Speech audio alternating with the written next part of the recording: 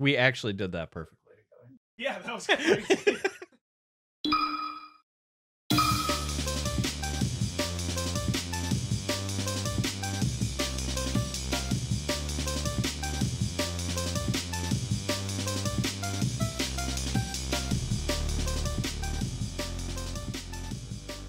Hey everybody, welcome. It's Ultra Game Bros.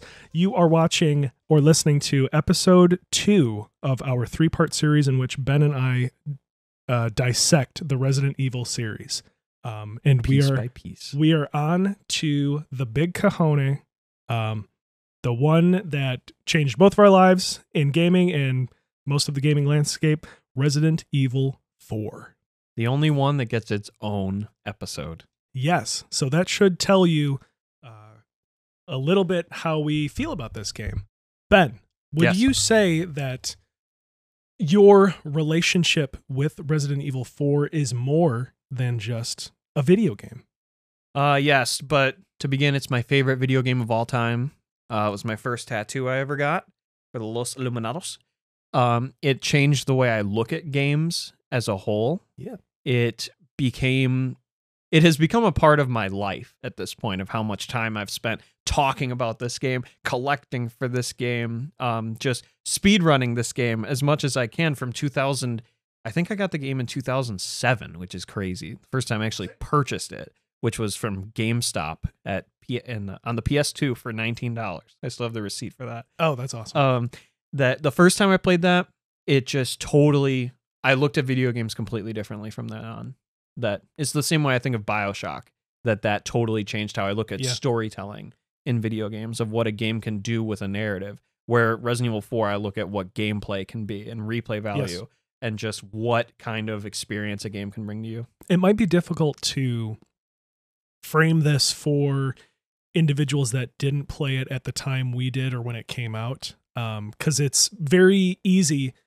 Just like the original Resident Evil 1 on PS1, it's very easy to go back and look at something like this and be like, okay, well, what's the big deal? I mean, you'll still have a ton of fun, obviously, but to not have the frame of reference of when it came out and what it did for, revolutionizing modern action games, over-the-shoulder combat, all that stuff, and giving inspiration and taking inspiration, but mostly giving inspiration to third-person shooters in general. It's hard for people to really see what it did nowadays looking back, but if you grew up with it, then you definitely know. Yeah, I mean, you look at Gears of War, which is probably the most direct comparison that you can do, but it can go as far as like look at The Last of Us, look at even just Fortnite, like just console, especially third-person shooters that have that over-the-right shoulder perspective of aiming and shooting and aiming down sights that brings the camera into your over-the-shoulder,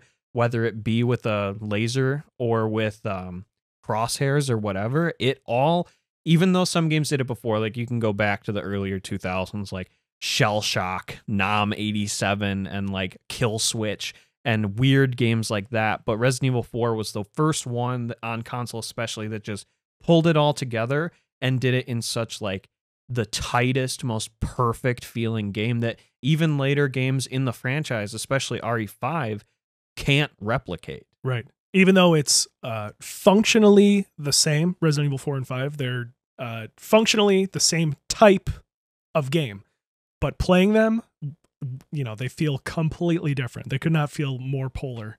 Which is incredible that they had the source code for RE4. They had be the like, sauce. just do it. They Do it had again. the secret recipe. Don't even change it. But they changed it enough to make it suck. Well, they lost the secret ingredient. Shinji. Yes. And I'm sure a lot of, he wasn't probably the only secret ingredient. Probably also caring about the product. Not just being like $1 billion. Yeah, we need to come out with a game right now.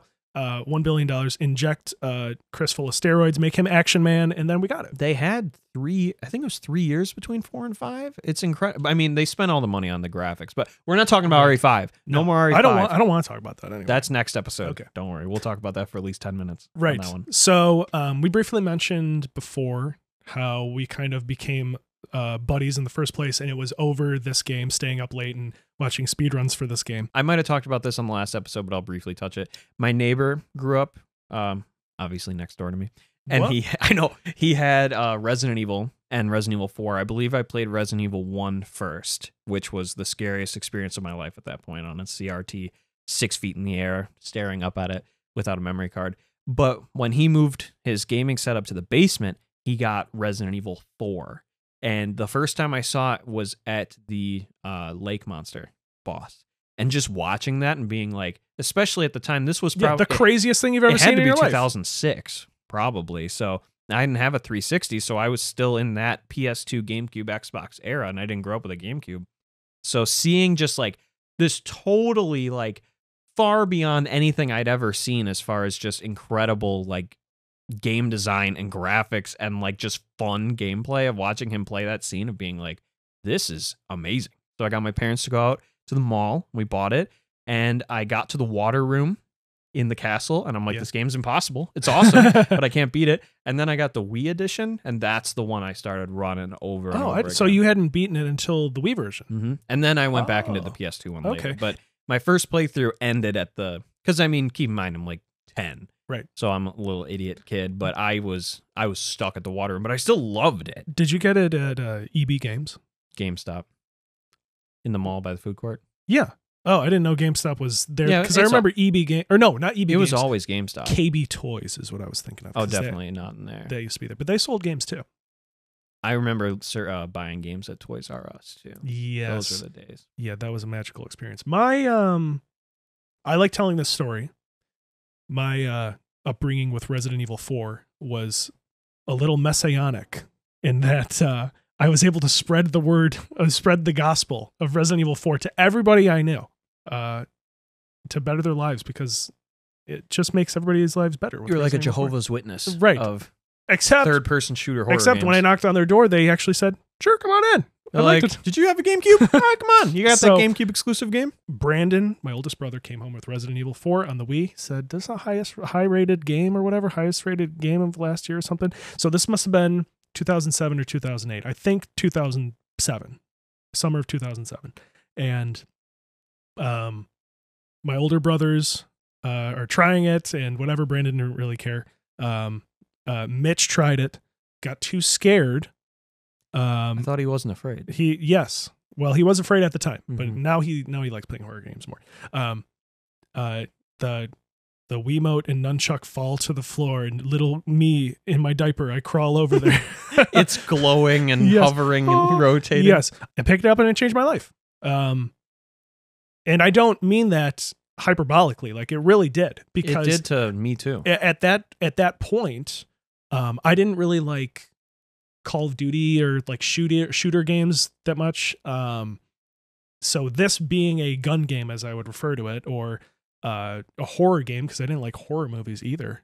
Just hated them because I didn't like being scared. But this just had all the pieces and just got it right. So ran it just non-stop over and over and over and over and over again on the Wii. And told Kyle about it, told Graham about it, told all my friends about it. And like you said, it's like an aura that we gave off. So we just naturally found each other to be buds, Resident Evil 4 buds. Mm-hmm.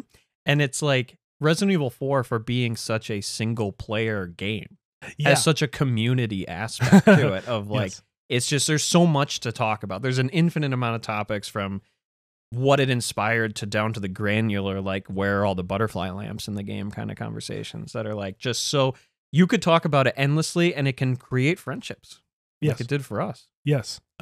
So I guess let's just kind of Let's just jump right into it. Let's jump right into it. This is often when people think about Resident Evil 4, but the village of Resident Evil 4,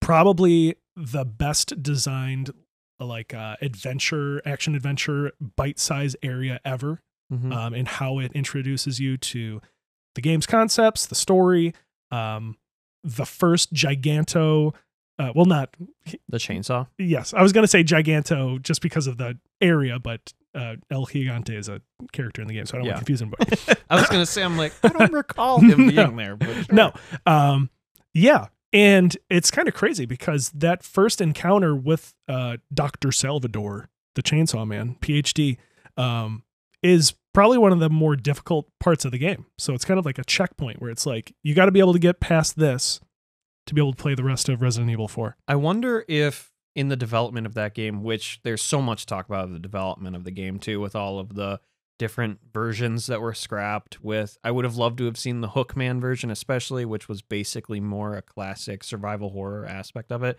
But like, once they had the final vision of RE4 of what they wanted the game to play like, I would imagine that village was like the pitch document of Right. this is what we want the game to be. Like that was the tech demo of we want 20 enemies on screen at a time, which was crazy for the time especially. And we want different variations of types of enemies with chainsaws and throwing hatchets or knives, like the women who have the knives that just stab you or whatever, having different elevations that you have to worry about, dynamite, traps too, because there are traps in the one house, right? I believe. Or is that when you come back? There's a bear trap in the one that's to the right of the church. Yeah, like there's it's interesting that everything of that game, from basically a boss fight, which would be Dr. Salvador, to survival sections like the cabin and things like that, exploration, it all fits into this 15-minute survival sequence that feels impossible the first time you do it. It's probably easier than it feels, right? Because it feels very frantic, which is what they designed it to feel like. So I would, I mean, it's difficult for us nowadays because we can do it, no problem. Yeah. But somebody who's doing it for the first time, probably the first couple of times, it's like, this is literally impossible. But then you learn where the items are, you learn where people come from, you learn places to go, and then it's probably like, much, much easier, like significantly easier. Oh, so yeah, you can just route it to the point where if you just run in a circle around the exterior, sure. you're not. But in the time, you're like it's going scary. into buildings. This dude has a chainsaw. What? Like, what am I supposed to do? Tell me what to do. Right. Resident Evil 4 also, for the very beginning, which I love that Resident Evil 2 does this as well, but this does it in a kind of a smaller idea of when you go into the house and all you know is Leon survived Raccoon City. He's gone from a rookie cop to the sole protector of the president of the United States and his family. And then no one ever says like, Ashley was kidnapped while you're supposed to be the guard. So clearly you weren't doing a very good job. Oh, was he? Yeah, he's the guy who protects. I mean, I president. know that, but he wasn't like appointed to go get her? No, he was. But he was also guarding them beforehand. Like he's the protector of the president. She doesn't know who he is when he rescues her. I guess not. So I don't think there's some plot holes there, I think. Anyway, so you know all that, and you're like, okay, I'm here to find Ashley.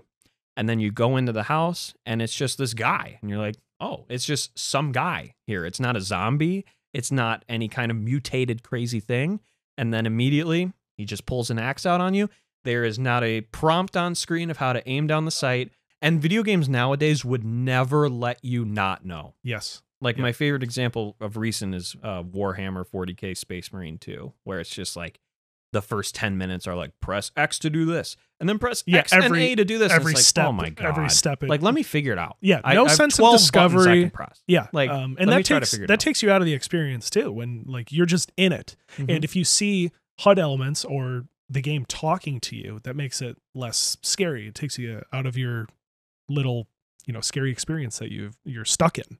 I think it's funny that Leon, in everybody's collective memory, he is just this action star in this game with one-liners and stuff. But if you go back to Resident Evil 2, he's not like that at all. Especially the original. Not at all. Yeah, that's what I mean. Just a little dork loser. Yeah, he's just like, what is going on? Ada! Yeah, what is that thing? What's that? And now he's the coolest guy in the universe. Yeah, but it's so crazy to have that much of a character shift, and it works, no question. Like, and it's nobody, perfect. well, no one cares. Maybe at the time people were like, "What are they doing to Leon? This is so stupid. He's not like that. He's supposed to be like, he's supposed to be a loser." Yeah, but the reception at the time obviously is, if you go on like Metacritic and stuff from the time, it's the highest rated game ever. But a lot of fans at the time, and still to this day, are like, RE4 was the downfall of the series.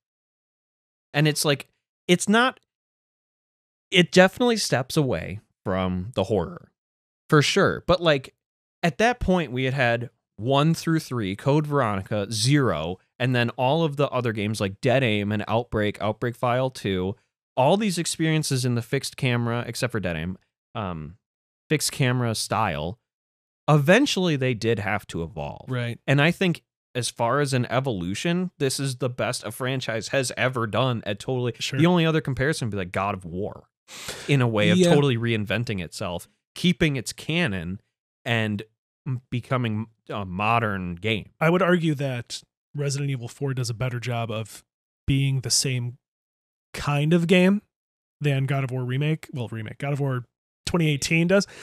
Simply because God of War, the original games, are just like arena hack and slash games where it's like, I'm in this room now, kill all the enemies here. But there is some running around and some puzzling, I guess.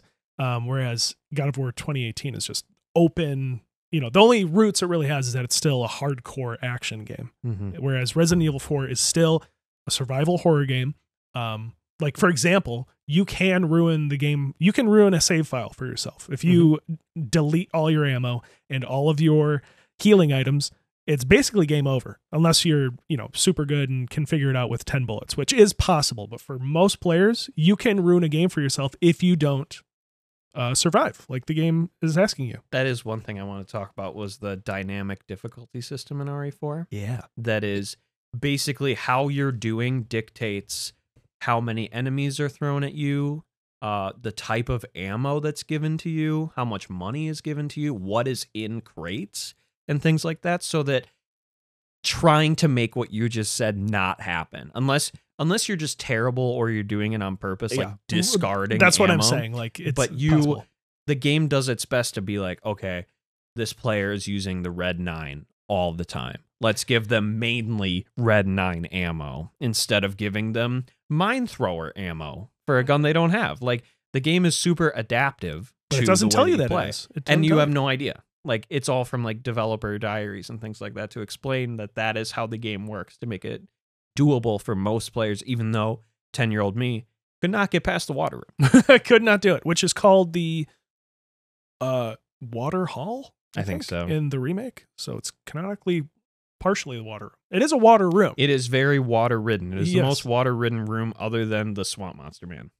Other than Del Lago. Yeah, Del Lago. I did not know this when I first played it, because it was the first Resident Evil game I played, is the origin of the yellow herb as well. It is, because none of the other games let you increase your... Because all the other games are just you're in danger, caution, or fine. Yeah. Where RE4 actually has a health bar, which I'm sure was another thing that purists were like, I don't want to know exactly what health I have or whatever, where this is a much more approachable thing. And with how much combat you're doing, you do need to know exactly what there is have. A lot of murder. I wonder at what point in Resident Evil 4, like when you're playing it, you kill the total amount of zombies that you would have in, whatever other game. Like 1 through 0. Right. Like, because you're not really supposed to in the original game, supposed to do a whole lot of killing. Like, that's the idea. That'd be interesting if they made like the village the total count of like Resident Evil 1 zombies or something like that. I could see that. I mean, you kill That'd be a fun detail. You kill like 30 guys in the opening section. And if you think about RE1, I can think of hallways that are like, oh my God, there are 2 zombies. And it's like a disaster to deal with. But in RE4, there are 7 zombies on the way to the first part of the game. Right. Or Ganados. Yes. They are not zombies in this game. Yes, and they make a point to say that. Mm-hmm. You were, last episode, you were making fun of, I think it was Dead Aim, just like coming up with a new virus. Yeah. Which I called the D virus for Dead Aim. Mm-hmm. So this game doesn't quite do that, where it's like, it's another variation. It's just, we want you to have similar gameplay, same guy, but totally different setting that really has nothing to do with anything Umbrella related. The little cutscene at the beginning tells you all you need to know about Resident Evil to be able to enjoy Resident Evil 4. It's a totally, other than that, almost standalone experience, which is so fun that like God of War 2018, you can play that one by itself and have no problem having a good time and understanding what's going on. But, if you play God of War, the original trilogy, and you see certain characters in God of War 2018, it makes it better, but it's totally survivable without. Resident Evil 4 is kind of funny in that Ada is in it. Spoilers. But If you don't know that, I don't know what to tell you. they don't really. It's funny. The narrative in Resident Evil 4 is like, I'd say the most serviceable it can be, in that they don't get deep with anything. They don't really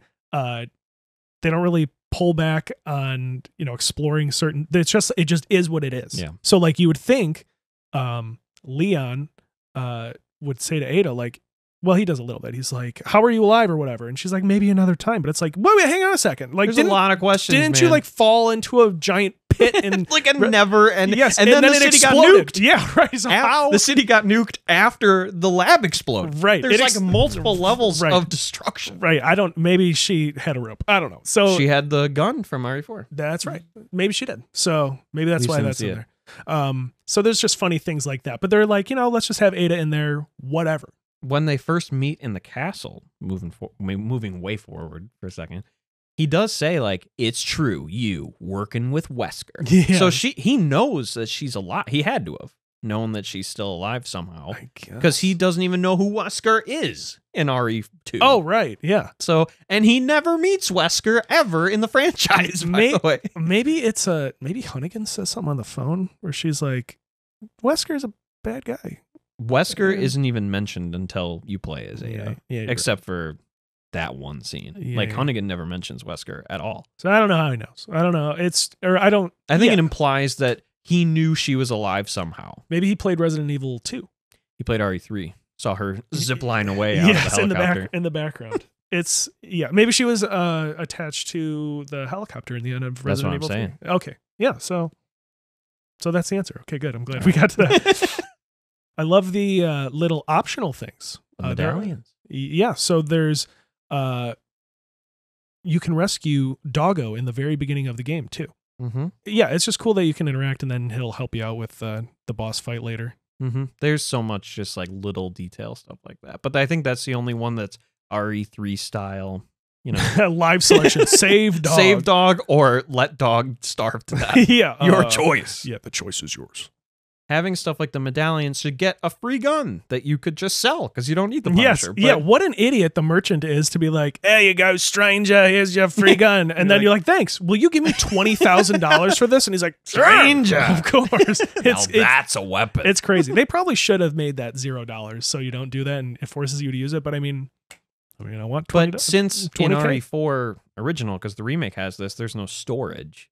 Like you can't put something away. It is like, if I don't want this, I have to get rid of it. If you get the Punisher and you're like, I don't want this thing, like the only thing you can do is sell it. You can't store it like in RE4 Remake, which is such a great. Yeah, in Remake, is the merchant like just hauling your stuff around for you? He must be. No, you store it at typewriter. Right, so the typewriter has this little box behind it that follows you around. Yes, that's right. It is important to mention the cabin, which is the ultimate test for the player. It's the skill check. Yes. Leading up to the ultimate skill check, which is the water room. Probably, yeah. Cabin, super fun moment of the game. It's like the first large obstacle, I think, or the first, at least for us, when it's like, if I play for this amount of time, can I reach the cabin kind of thing? Because that's like the biggest checkpoint of that point in the game. Super awesome section, very stressful, scary section. And it's when you get to meet Luis. You meet Luis in the end of chapter 1-1. Oh, right. Well, I mean, that's where you meet him there. Yeah, you're like, hey, right. What a man. Yeah. And then he talks about Ashley's ballistics. And then you get swarmed by probably the biggest amount of enemies in the game. It's somehow like the beginning of the game has that like tension and just frantic design of like, oh my God, how do I do this? And then the game lets you learn it and get good at it, and then it's like, okay, you're good at this now. Do it again in a smaller space with less ammo, and figure it out. And it's just like, and even though you know how the game works now, because in the first time you didn't, it's still as if not more scary and crazy. Even though there's not a chainsaw guy, which they kind of changed that with the remake. Yes, adding a boss fight basically into that room, but it's just one of the great things they did is putting Ashley in that closet. Because imagine having to protect her during that. That would just be impossible. I feel like people talk so negatively about Like, oh, Resident Evil 4 is an escort mission. Yes. And it's like, I never feel that way. No. Like, Ashley's AI, especially for the time, is so well done that if you aim in her direction, she crouches down. If she's in any way behind you, she locks behind you. Even if you turn, she'll stay right out of your way. Like, she's amazing at not being a nuisance. And if she gets stolen, it's your fault for not paying attention. And you also aren't with her for, I think, a majority of the game. Yes. I mean, I've never thought to do this, but a breakdown of how many chapters she's with you. I would think it's less than half. I would assume so. Is she's with you. So you don't get her until halfway through chapter 2 or something like that in the church. And then you get to the castle, and pretty quick at the castle, she's gone. Yeah, and then you get her back, and then she's gone again. And then you don't see her again till the island. Right. In the jail cell. Like, there's a lot of so when people have that criticism, it's like, what are you talking about? Yeah, you probably beat the game once. And people who haven't beat the game as much as us don't realize how like deep we've gone in it to know the little intricacies like that. So Ashley's not even a concern. No, not at all. And I don't think we really made it clear, but Ben and I have played this game a lot.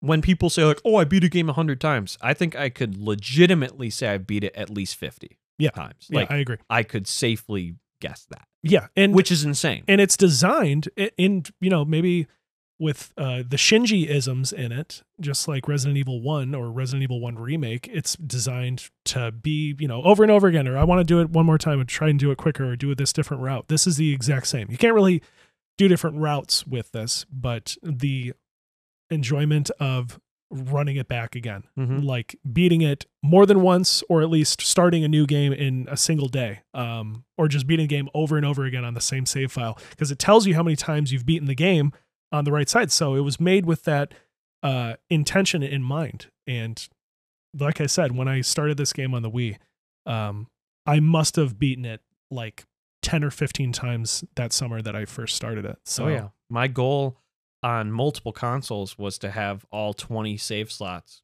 different game completions. So which one have you played the most? Probably the 360 version. Yeah. Honestly. I mean, because that one had leaderboards. And that's what made it the most interesting, because up until then, obviously, the GameCube version didn't have leaderboards, but seeing how high I could get on each time. And we've been on a couple of leaderboards. Oh, on the Switch? And then buried. But for a little bit, we were on some leaderboards. I remember when the Switch version came out, I got the game at midnight, like downloaded it immediately to be like, I have to beat this game first. So like, I think I beat it by like 3:30 a.m. or something like that. And I was in the top 10. In the world. Yeah, there you go. So I can always say I was a top 10 runner of RE4 at one point. I think for the PS4 version, when that came out, I did something similar, but I did it for Separate Ways New Game. And yeah, you're the Separate Ways king. Yes, and I was I was top 10 or top 15 or whatever. I was up there where I could at least scroll down and be like, there's me. I'm there, but I'm probably not there anymore. It's probably all crazy people or glitchers or whatever. Glitching hasn't thankfully really invaded Resident Evil 4's leaderboards. That's Resident Evil Remake. That's what I'm thinking. That's like totally every time is 0 minutes, 0 seconds. Like, oh, cool. Yeah. So I'm automatically like number 1,000 if I beat the game normally. Yeah, it's stupid. Even if I did the fastest of all time. Yeah, it's stupid. We haven't really hit on the story too much as far as characters. Like Mendez. Yeah. Who's Mendez? He's the big cheese that you find in the room with Lewis. And it shows like, oh, Leon's the ultimate, destroyer of worlds. And then he goes to do a roundhouse kick to Mendez. He grabs his foot, flips him backwards, and knocks him unconscious. Yeah. It's just like that immediately. One thing I love about RE4 is if you look at it as a 3-act structure, which it totally is, you have 3 villains. Kind of like Village does as well, having 3 lords of each area. So you have Mendez, who is the big cheese of the village. And then you have Salazar, who's the big boss of the castle. When you have Sadler, the overarching enemy that you get to know, especially in the castle, but throughout the entire game, leading up to the final boss of the game. And knowing all those characters as you go through is a really interesting way of having, and the Evil Within 2, I think, does it really well as well, of having like short-term goals of beating big bosses that have actual storylines behind them and not just scary big bad guys. Yeah, just like all the other Resident Evil games, there's documents that you can read and get some lore, which the remake totally expands on in the best ways, where you can kind of learn a little bit more. And honestly, from reading the lore in the remake, my memory of what is and isn't canon in the original is somewhat foggy because the remake just kind of cemented certain aspects. So I don't remember if like Mendez has all the details that I'm pretty sure he doesn't in the original, has all the details that he does in the remake. I think he has more of like a tragic past in the remake. Yes. Where in the original, he's just the big cheese and he wants to kill the you. guy. But it's great because it's cheesy action game, and Metal Gear Solid 1 is also kind of like cheesy action movie kind of thing, but it does it a little differently, and Kojima does his Kojima stuff, and Shinji does his Shinji stuff. So it's interesting the different takes and the different results that you get based on the gameplay style that you can get. So Resident Evil 4 works out perfectly that it's an action game and the guy says one-liners and there's goofy over-the-top sections and that sort of thing, and it just kind of works out. Yeah, where it would feel totally out of place in more serious games, where having this like, it is serious but super like fun and like happy-go-lucky kind of stuff. Yeah, rides the line perfectly. Like when Ashley and Leon, way farther along, fall through that garbage chute. Yeah. And there's a Regenerador with spikes on it. Yeah. And he's like, or Ashley falls, she's like, ow, that hurt. And he's like, probably feel fine if you landed on your butt. It's like, what are we talking about? Or like before when they even jump down into it. She says, oh my God, no way. And he says, way. Resident Evil 4 Remake, what it does to the village section is just the best. And luckily you were hanging out with me when I first started Resident Evil 4 Remake. You're going through the first part of the game, which is a little different. The opening house section with I Said Freeze guy, totally different. And very scarier, like a much scarier game, which I think is awesome. You're walking a little bit further where the dog would be that you rescue, but instead there's a dead dog carcass there, and it's like, oh, it's this kind of game. That's what they're doing. The dog is like the glass breaking hallway in Resident Evil Remake, which real quickly. Resident Evil 1 Remake. Resident Evil 1 PS1. You go down a hallway, famous hallway, checkered floor, dogs jump through the glass, very stressful section, very scary. In the remake, you're like, oh crap, this is that hallway. I don't want to go down it. You start walking down it slowly, and you hear the glass crack, but then nothing happens. It's like, oh, they're changing stuff around, flipping my expectations. Then when you walk back through that hallway again, the dogs do come through, and you're like, ah. So, you got me again. The dog, dead dog in Resident Evil 4 Remake is just the perfect way to summarize that game, where it's like, you remember it, it's there, but it's not going to be exactly different. It's not going to be exactly the way you remember. And also, if you're playing through Resident Evil 4 Remake and you never played the original, you're like, oh, great. Oh, wow, that's scary. A dead dog. But to us, we're like, this is totally just a symbol of what this game has to offer. Yes. And to me, seeing that was like, they know what they're doing immediately. Yes. And from then on, they totally subvert expectations going forward and do it in the best way possible as the second best remake of all time. I mean, the way that they make the game still feel new, but also old at the same time, like adding the ability to move and shoot at the same time, while if they would have had that in the original with the AI of that kind of game, it'd make the game the easiest of all time. But the way that they make it faster paced and enemies have more health and the village is harder than you remember it being and there's more enemies and the routes are changed and there's a fun Easter egg where on your second playthrough, if you have the rifle, you can shoot the church bell and end the sequence immediately. Really? I didn't know that. Yes. Oh. And that's the stuff to me also that just shows that the developers, as far as just Resident Evil 4 Remake in general, the developers of it have played that game as much as you and I have. And they know what makes it tick and what makes us love it. And they were able to go into that and be like, how do we show our love for it while also making it feel fresh again? Yeah. And totally.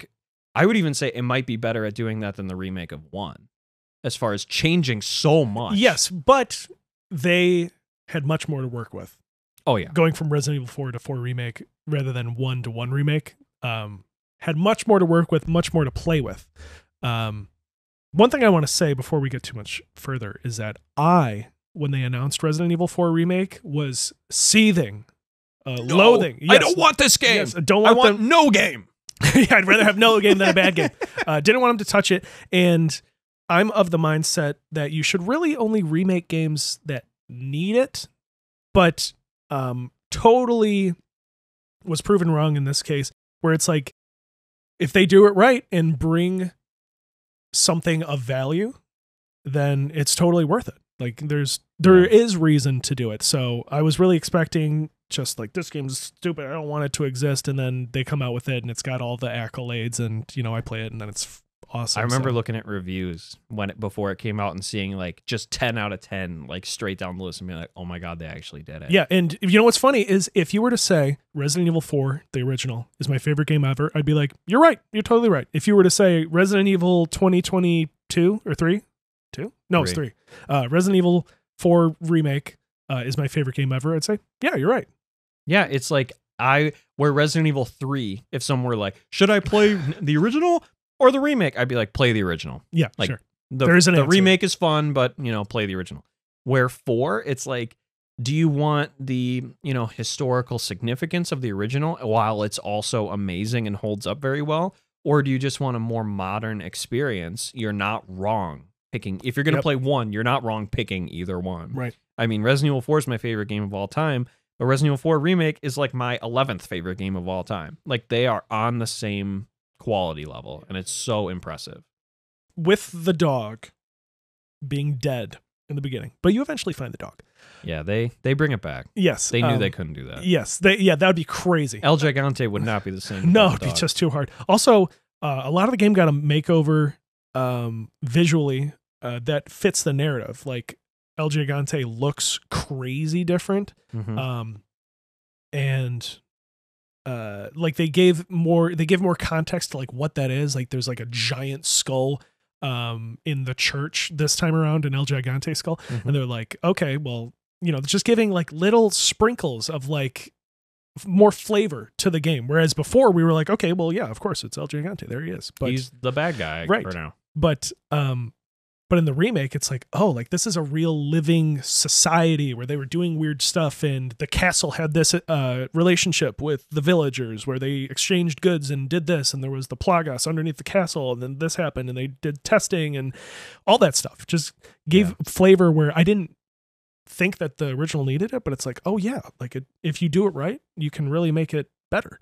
The credit sequence in the original game does a really cool and sad job of explaining the storyline of how the Plagas got brought upon the when you beat the game for the first time, you mean? Yeah. So it's like you do get that lore of like how it happens in a really interesting and fun way, and it's very creative, but they don't really demonstrate it to you in the way that the remake does, of being like, here is the amber that the Plagas was found in, and here is how it got to the village, and there's notes of how the village was operating beforehand, and how the cult members started bringing stuff to us, and maybe we should join in with them, and maybe they'll be helpful to us because we don't have any like way of making a living here. And then slowly seeing the town get destroyed, and all from notes and lore drops that a lot of times I don't care for games that are like, here's all this exposition, like the Phantom Pain, where it's like, the story is in the 40 hours of podcasts you can listen to. Where RE4, it feels like you're never going to find a note that's like more than 4 pages long, but it tells you everything you need to know to understand what's going on. Because it's such like, even though it's a big story, it's a contained, dense story you can learn in a small amount of time. And it does such a good job, especially in the remake, adding background characters and things like that.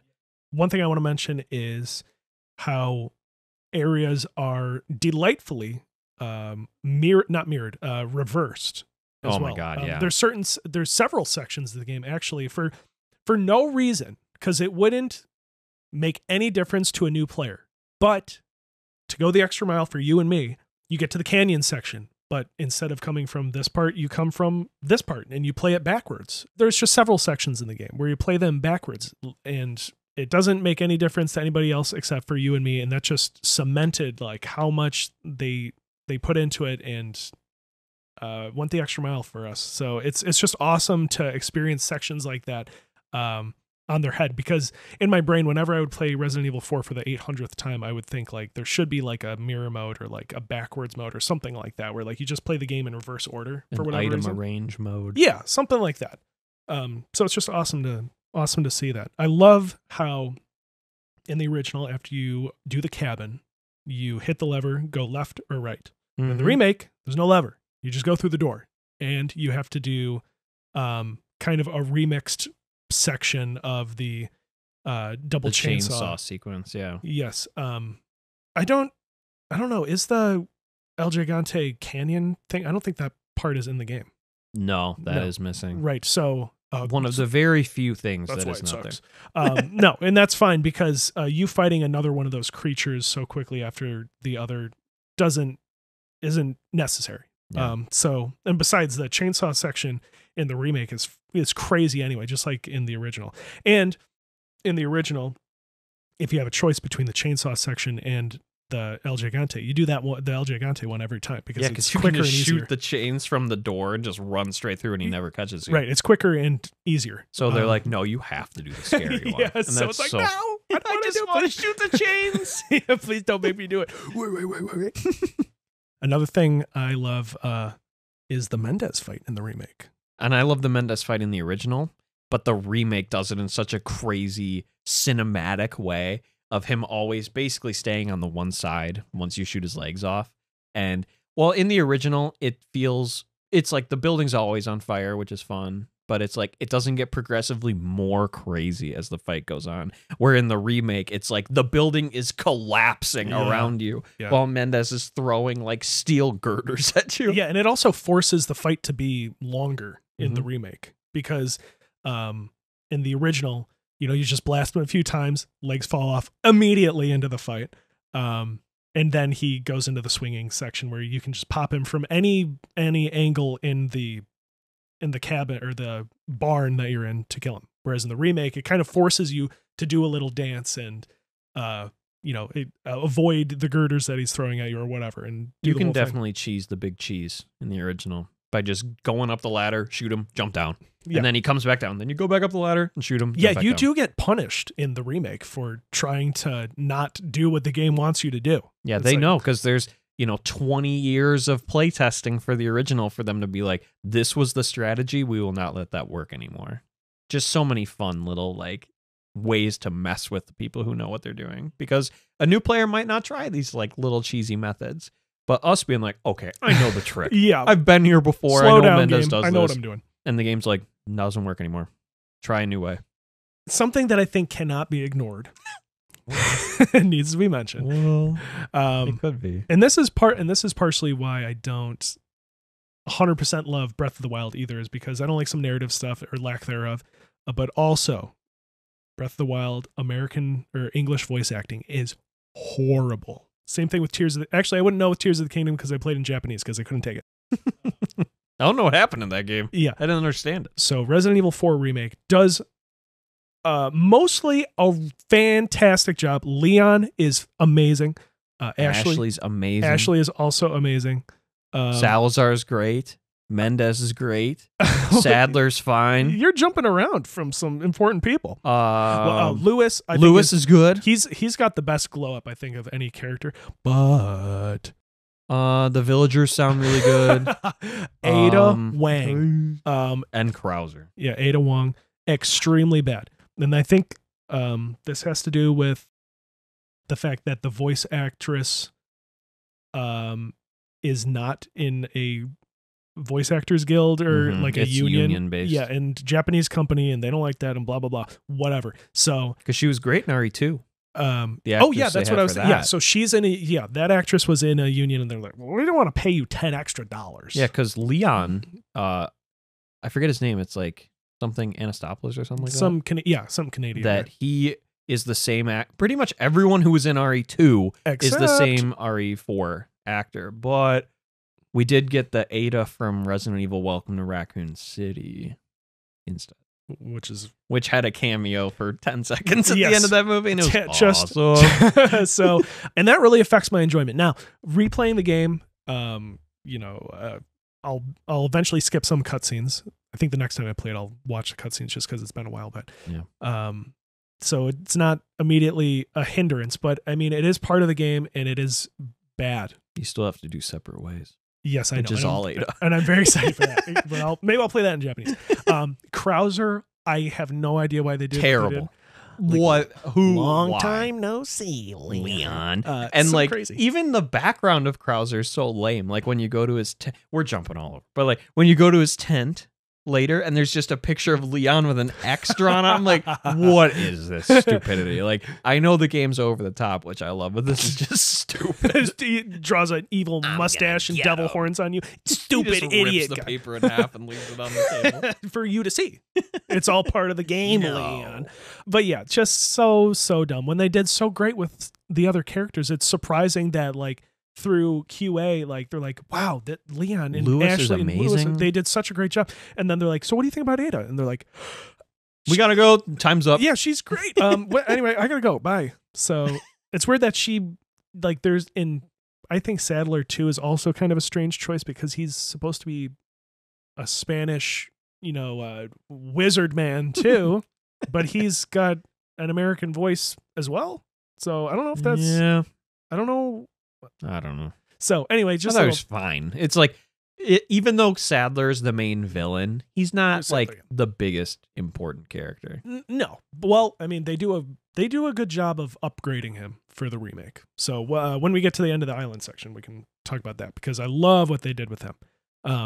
But I think that pretty much concludes all the village stuff, aka the first third of the game. AKA the best part of the game. Yes, as well. and just like in the original, the remake, the village section is the best as well. Oh, we didn't talk about the side quests in the Oh, remake of in course. the village. Like how you get the best gun in the game, the Red 9. Oh my is a God. side quest. Oh yeah, dude. And it getting in the boat and being like, where in the original game, when you beat Delago, you're able to, if you want, you can hop back in the boat and fly across the other side of the river to Right. get to the merchant. If Which you we haven't want. talked about the merchant. Yes.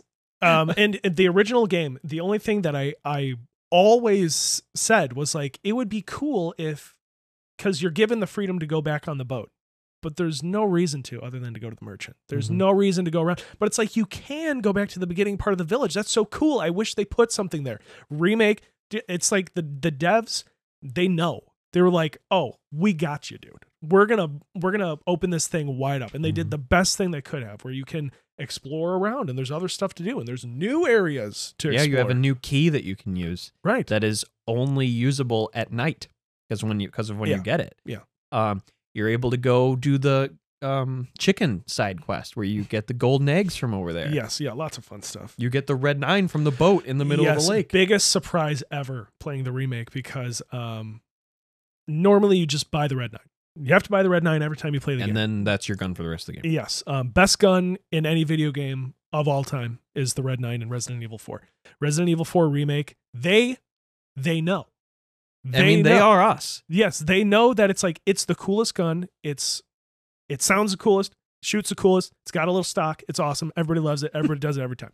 So rather than just making it a shop item, they're like, let's just have a sunken pirate ship or whatever in the center With the of true the lake. treasure of the Yes, game. and there's a treasure chest in there, and you open it up, and it's just some cash, and you're like, "That's weird." And then you can see, like, through a crack in the wall, that there's another chest outside on the ship, and you're like, "Well, what's in there?" It's the Red 9, Dude. in the center of the lake, in a treasure chest on a pirate ship or whatever, and maybe it's just a I regular think ship. it's just a boat. But what It's not a pirate but there is in there's a treasure. pond, Yarr. basically.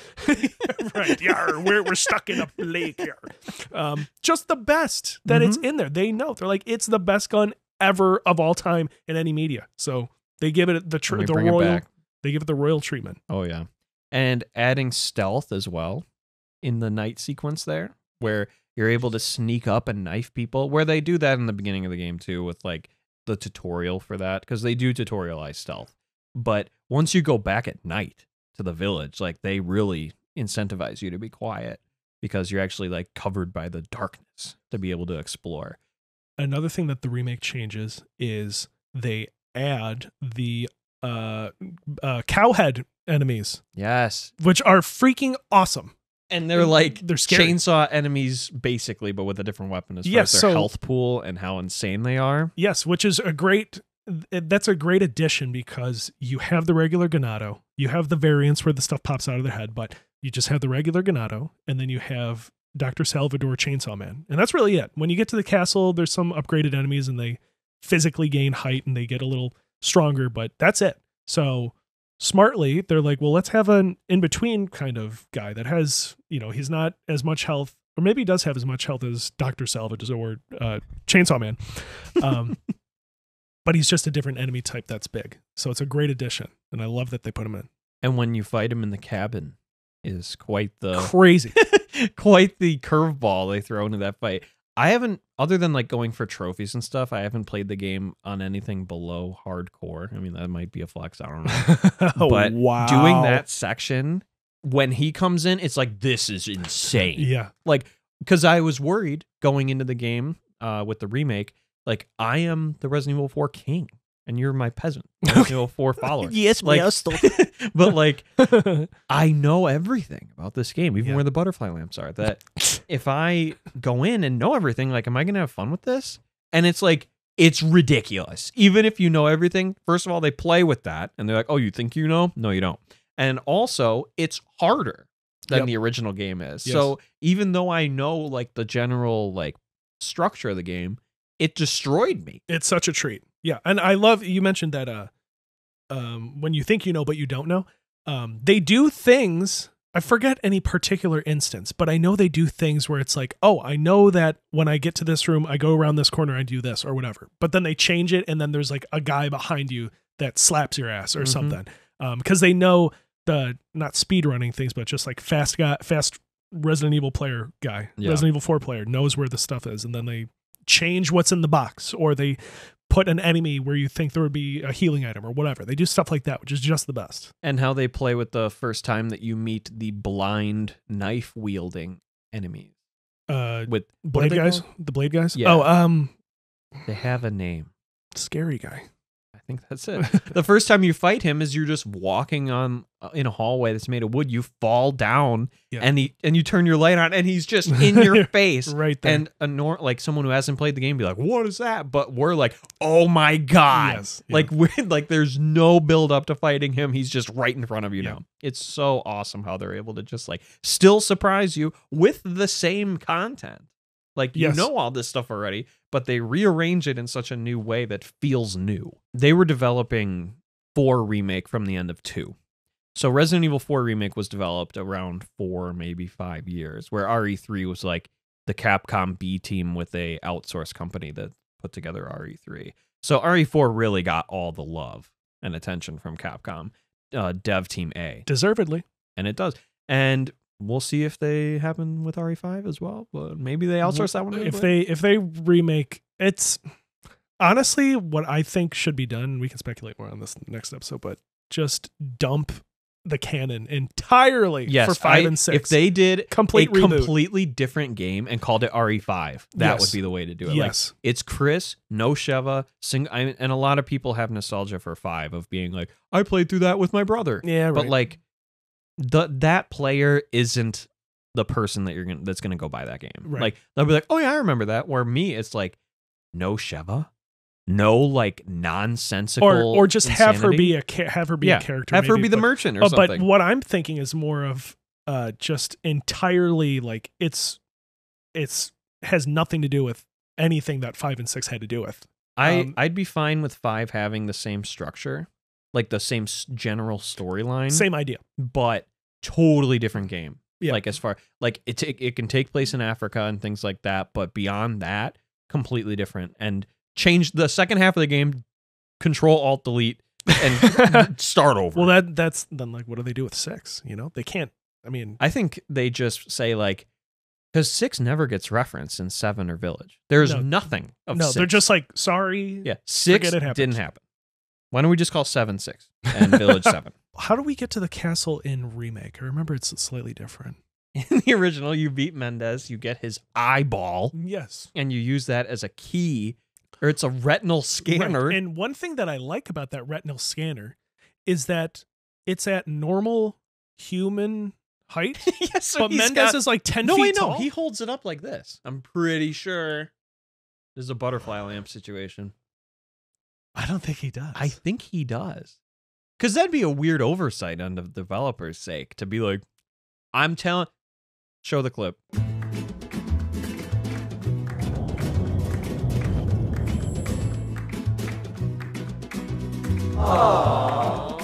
See, you should listen to me more. I should have known. Okay.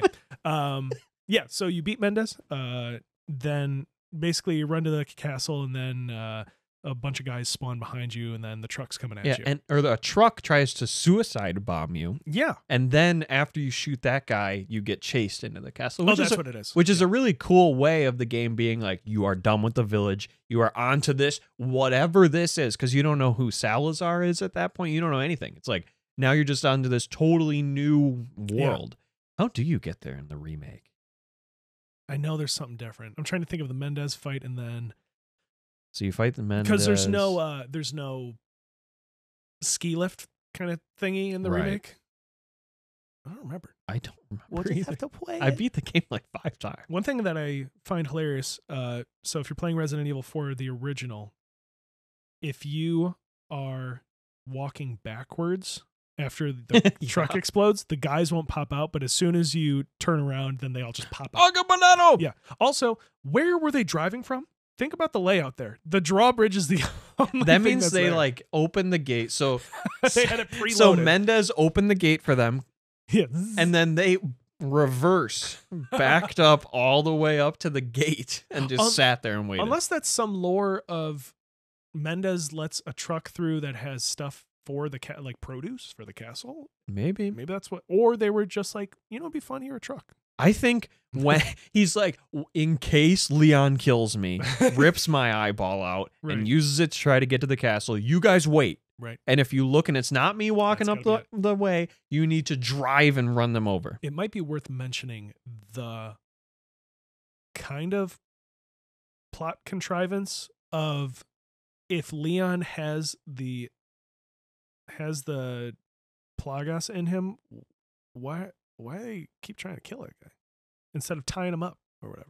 I've wondered that myself. There's some I think it kind of works better in the remake. I don't remember why, but it never crossed my mind when playing the remake, whereas playing the original it's like, don't you guys want and it's not like Metal Gear Solid where it's like, oh, we need the combat data or something where it's like, there's no why are you trying? I think the idea was they wanted Leon to save Ashley because she had the Plaga, so he would bring her back to the United States, and then she would infect the president. Yeah, I think that because at one point I think Sadler says something like, "Now that you killed Krauser, my dog, I'm gonna wait till you turn and you're going to replace Krauser for me, and then send you back to the United States as well." Nice. So, which again, why are you trying to kill him? Well, they did have him tied up with Luis at one point. But then he was already infected actually, no. at that point. Well, hang on. He's tied up with Luis, and then an executioner comes to chop his head off. So I don't know. It's just fun. All right. I know. The more deep you dive, it's like, wait a minute. Then why didn't they just send her home at that point? Yeah, be like, do a ransom for like $1,000. Yeah, or be like, something. rather than keep her locked up, just like let her escape, and then. But anyway, that's fine. The deeper you go, the less it makes that's sense. fine. It's a really fun game to play. I think it's fun. I like the shooty game part. Castle. So Resident Evil 4. This is I think my favorite section of both games, just because I really like the setting. And there's some really fun chambers and things that happen, even though I think most people would agree that the village is just kind of the best part. But it's the only part of the game that has fun backtracking too.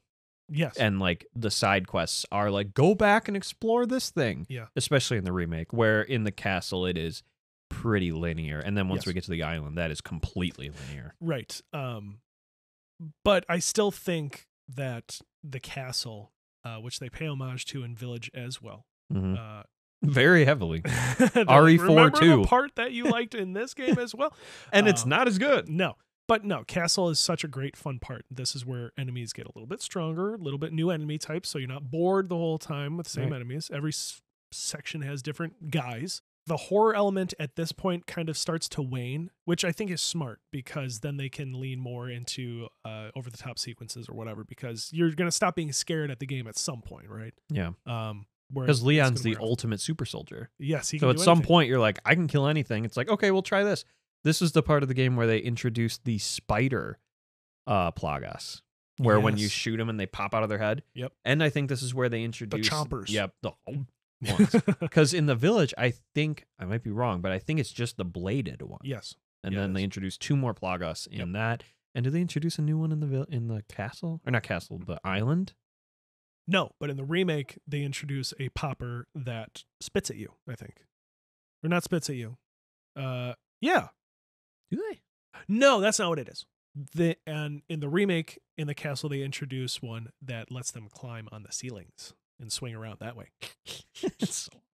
So they kind of keep they again with the remake, they're like, we know there's plenty of versions in the original, but here's another one just for fun.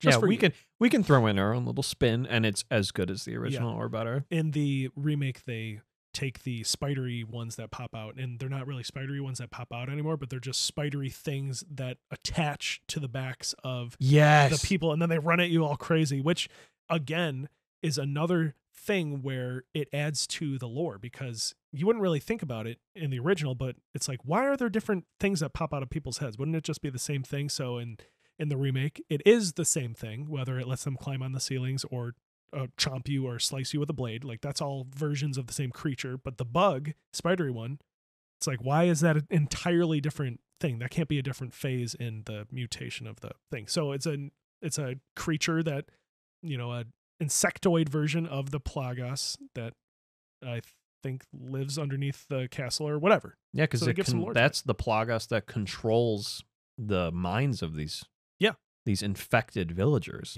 and castle owners. Castle And castle patrons. castle visitors, I don't know. Yeah. And cult worshippers. But we didn't talk about the very beginning cutscene either. How dark the game begins too.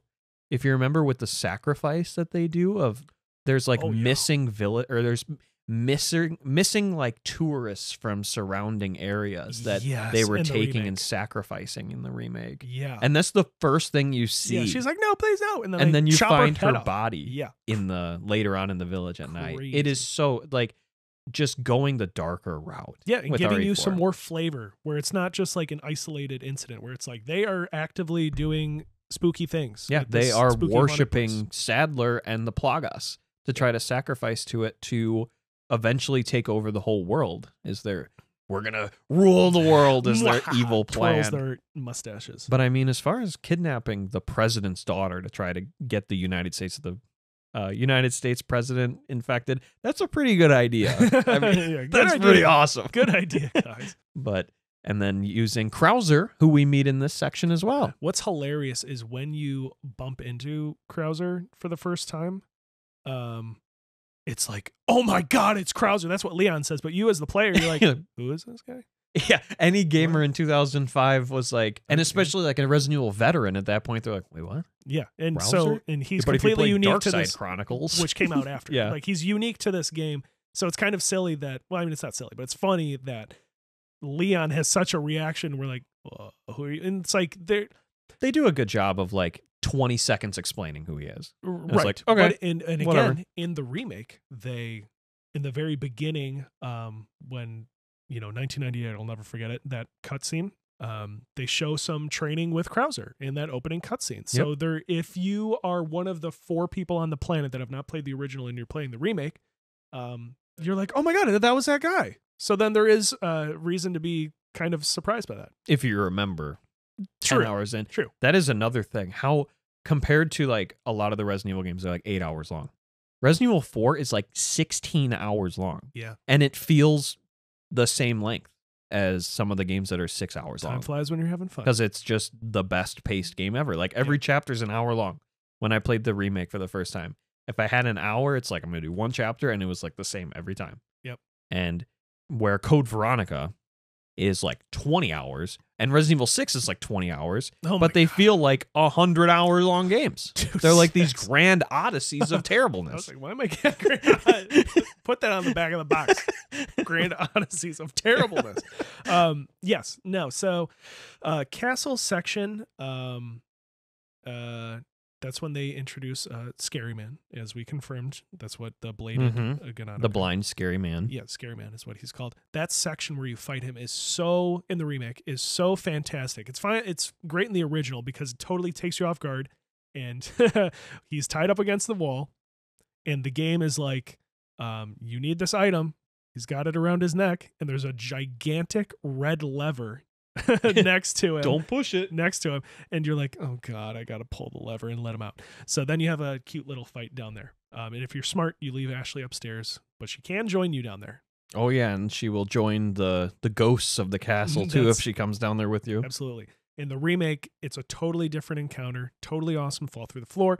And you know, us, we're like, oh God, we're gonna do it here. But you know, people who are playing it, they're like, oh, that's good. In the dark. Yeah, that's freaky. Ew. What is that? Anyway, moving on. And then you fight him in like a small little chamber in the basement. And there's vases everywhere, and if you knock them, he hears you and things like that. Weren't there chains, or am I thinking? It's chains you're right now, vases. You can shoot the vases for him to hear, but yes, there are these chains hanging from the ceiling that if you touch them, they clank and he hears you and runs over there. Yes. So just... And with the added stealth mechanic that makes it so much better. Like there's a reason to use it. So many games have a crouch function, but you know, it's like, why would I ever do this? Like there's a reason to use every tool that the game gives you in the remake. And to be able to use all your equipment in your Attaché Case. That's right. Which we have not hit on. No. The amazing inventory system. How have we not talked about that this yet? revolution? Like no game has done it. And RE Village tried to do it, but it's pointless because it's too big. The game limits your inventory to a level that is enough for you to have everything that you need, but not everything you want. And every time you upgrade it as well. Yep. It's like you could have 100 items. There's room for 80 items. Yeah. And it's like there's never a time where it's like, I don't have enough room for any ammo or whatever. But it's always these little decisions you have to make of like, do I want a flash grenade or do I want a hand grenade? Because flash grenades will kill Plagas enemies, but hand grenades will kill any enemy in a wider range. Right.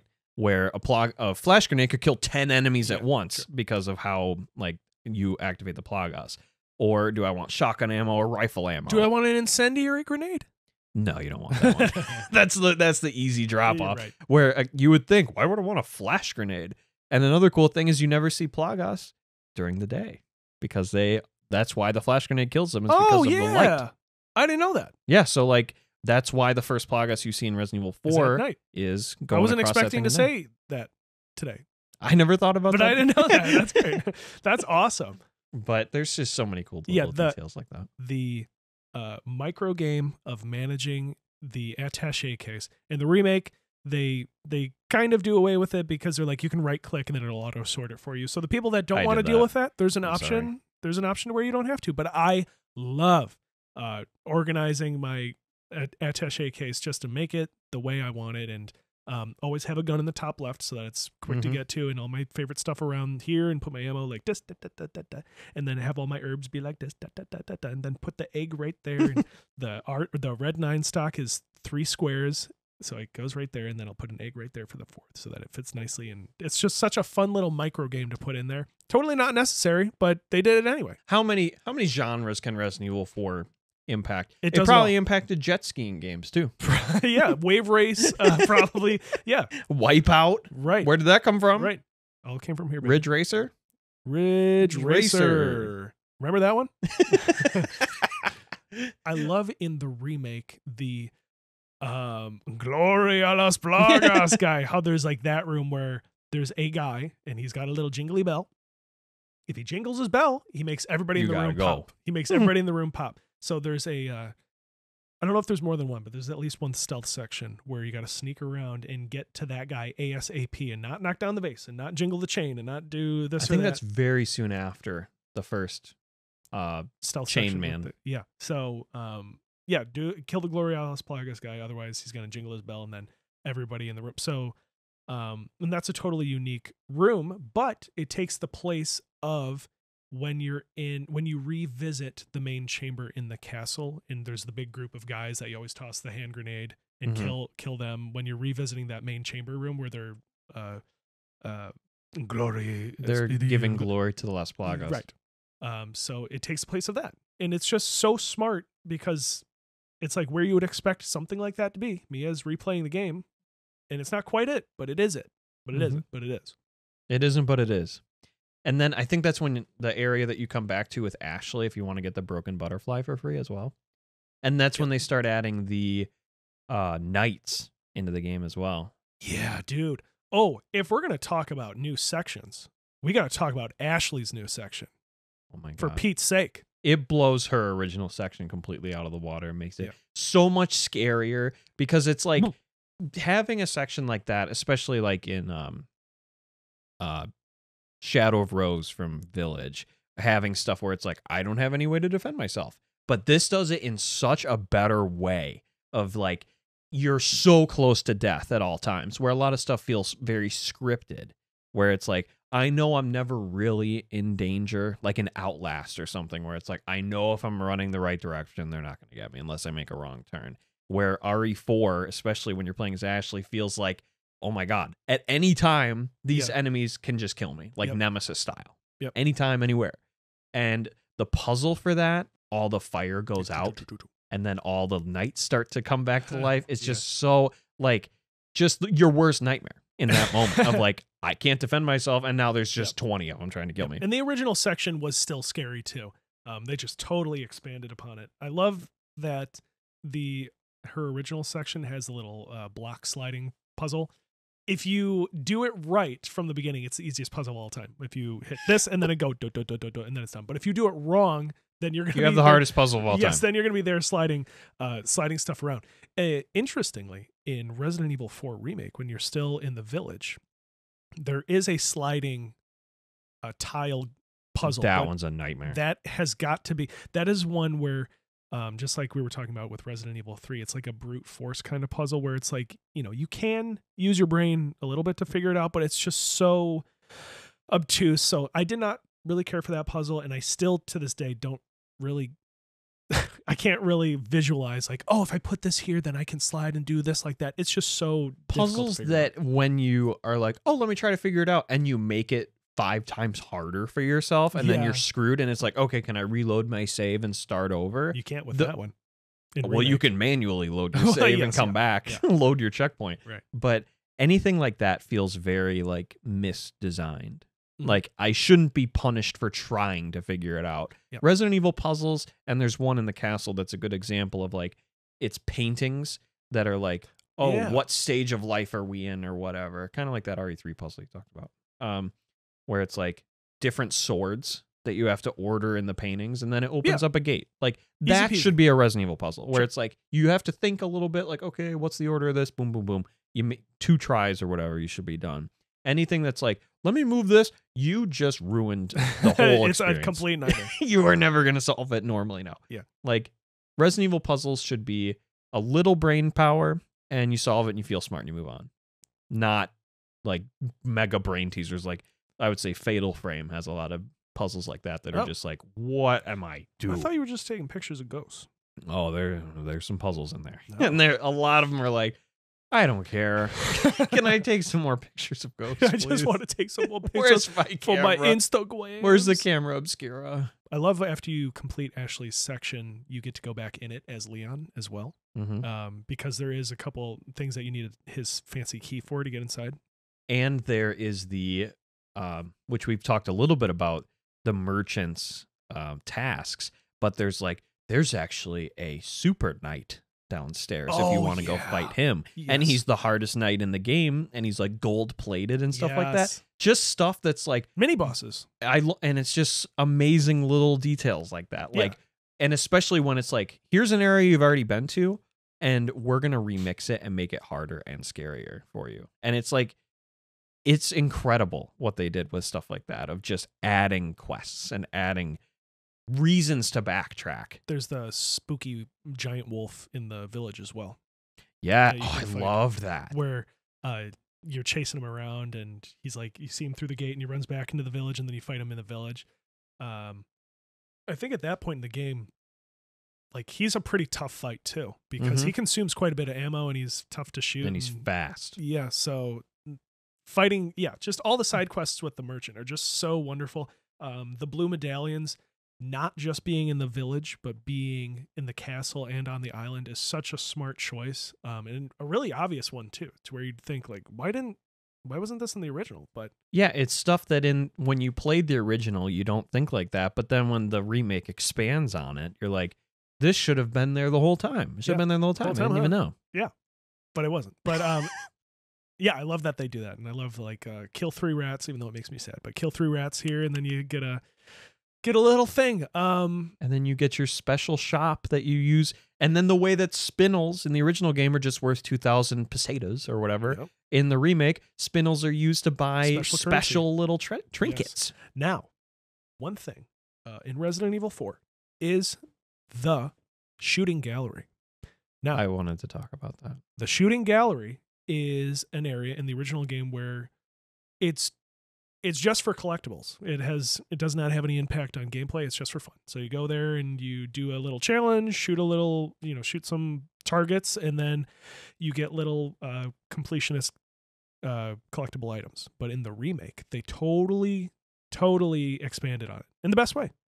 Everything they do that's a change is for the positive. Yeah, I guess we can cut that off whenever I say. Yeah, they did a change and it was good. I can believe it or not.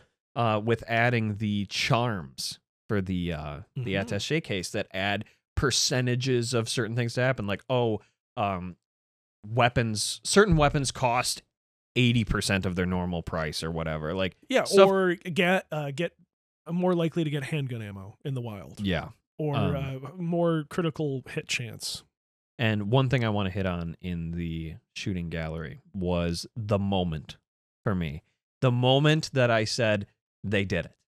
And it's very weird for me that this was the thing that made me say Resident Evil 4 Remake is everything I wanted it to be, which is there are certain requirements that you can get to unlock a bonus round in the shooting range. Bonus round. So let's say one of them is destroy all like the medallions during that certain range. Yeah, or hit a certain amount of guys, or don't miss any shots. Exactly. So when that happens, the backdrop falls down, strobe lights start playing like you're in a disco, and the song from the original Resident Evil 4 beginning when you're in the car driving to meet the first villager who's very happy to meet you.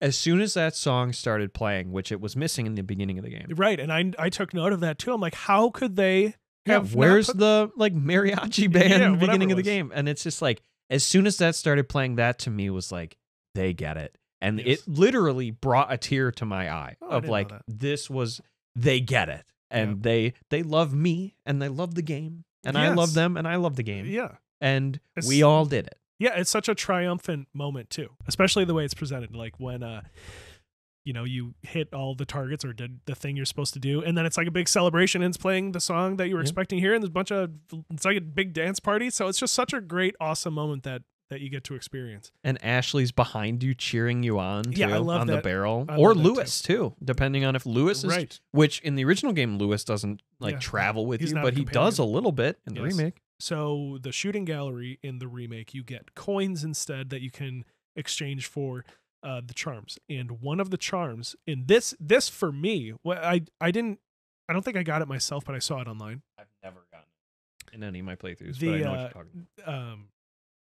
The striker charm that increases your I think it increases your movement speed by however much %. And you'd be like, what? The striker? Why would that do that? That's just a gun.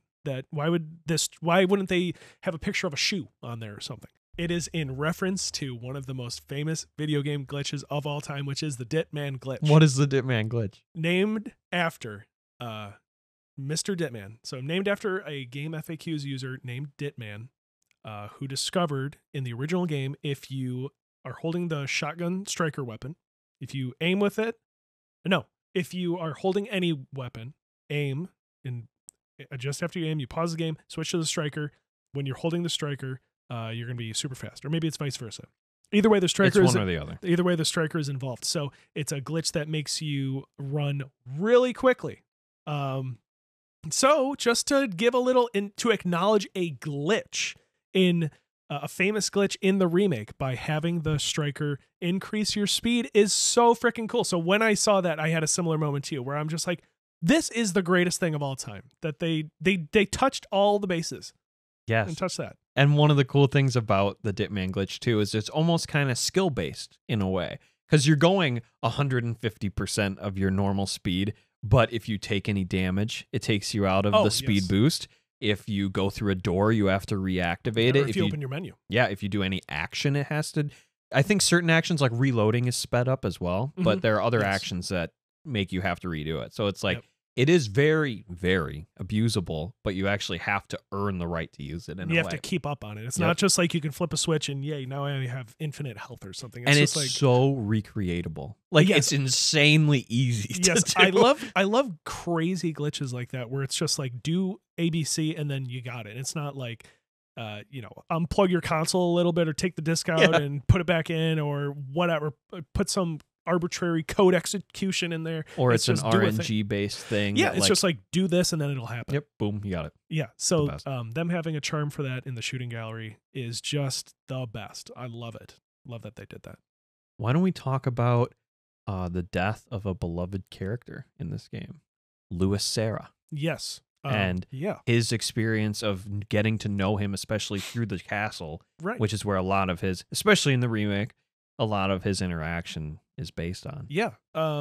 Before we talk about that, you see Louis briefly in both. I keep saying Louis because that's what Leon says, but his name is Luis. He even introduces himself as Luis. He's like, okay, your name's Louis. Got it. He's like, it's Luis. Louis. Okay. Yeah. So he says Louis. Obviously, the recording sessions, they didn't, but he's got it down in the remake. He calls him Luis in the remake.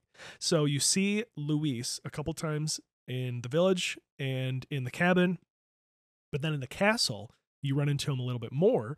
But in the remake, they add the big fun minecart roller coaster ride of the century, which is the craziest, just funnest thing. So that kind of replaces the roller coaster ride that was in the original game.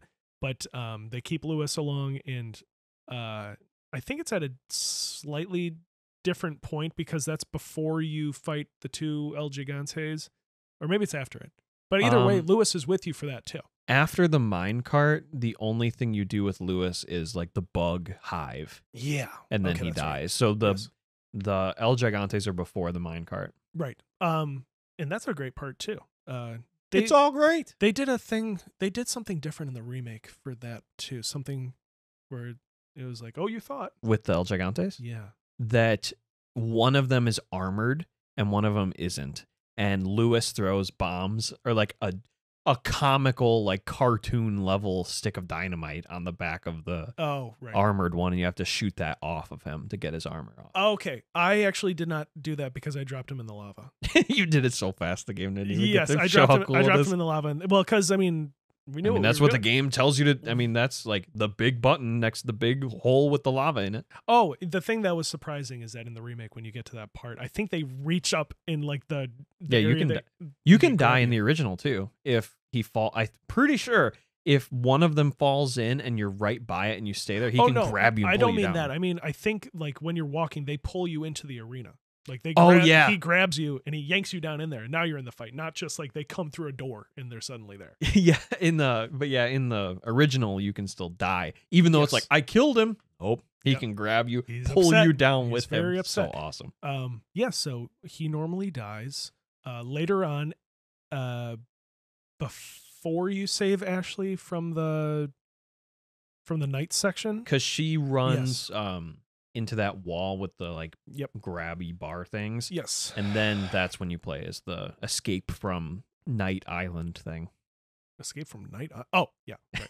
So that's normally the section where Luis dies, but in the remake, he dies in such a more appropriate section, which is, when you're there having fun with him, just when you become buddies, because you don't really become buddies with him in the original. I mean, you just pretend he's your buddy, but you don't really have any moments with him. And he opens up to you minutes before about like, I worked with Umbrella. This is just my way of trying to like amend for what I've done to humanity.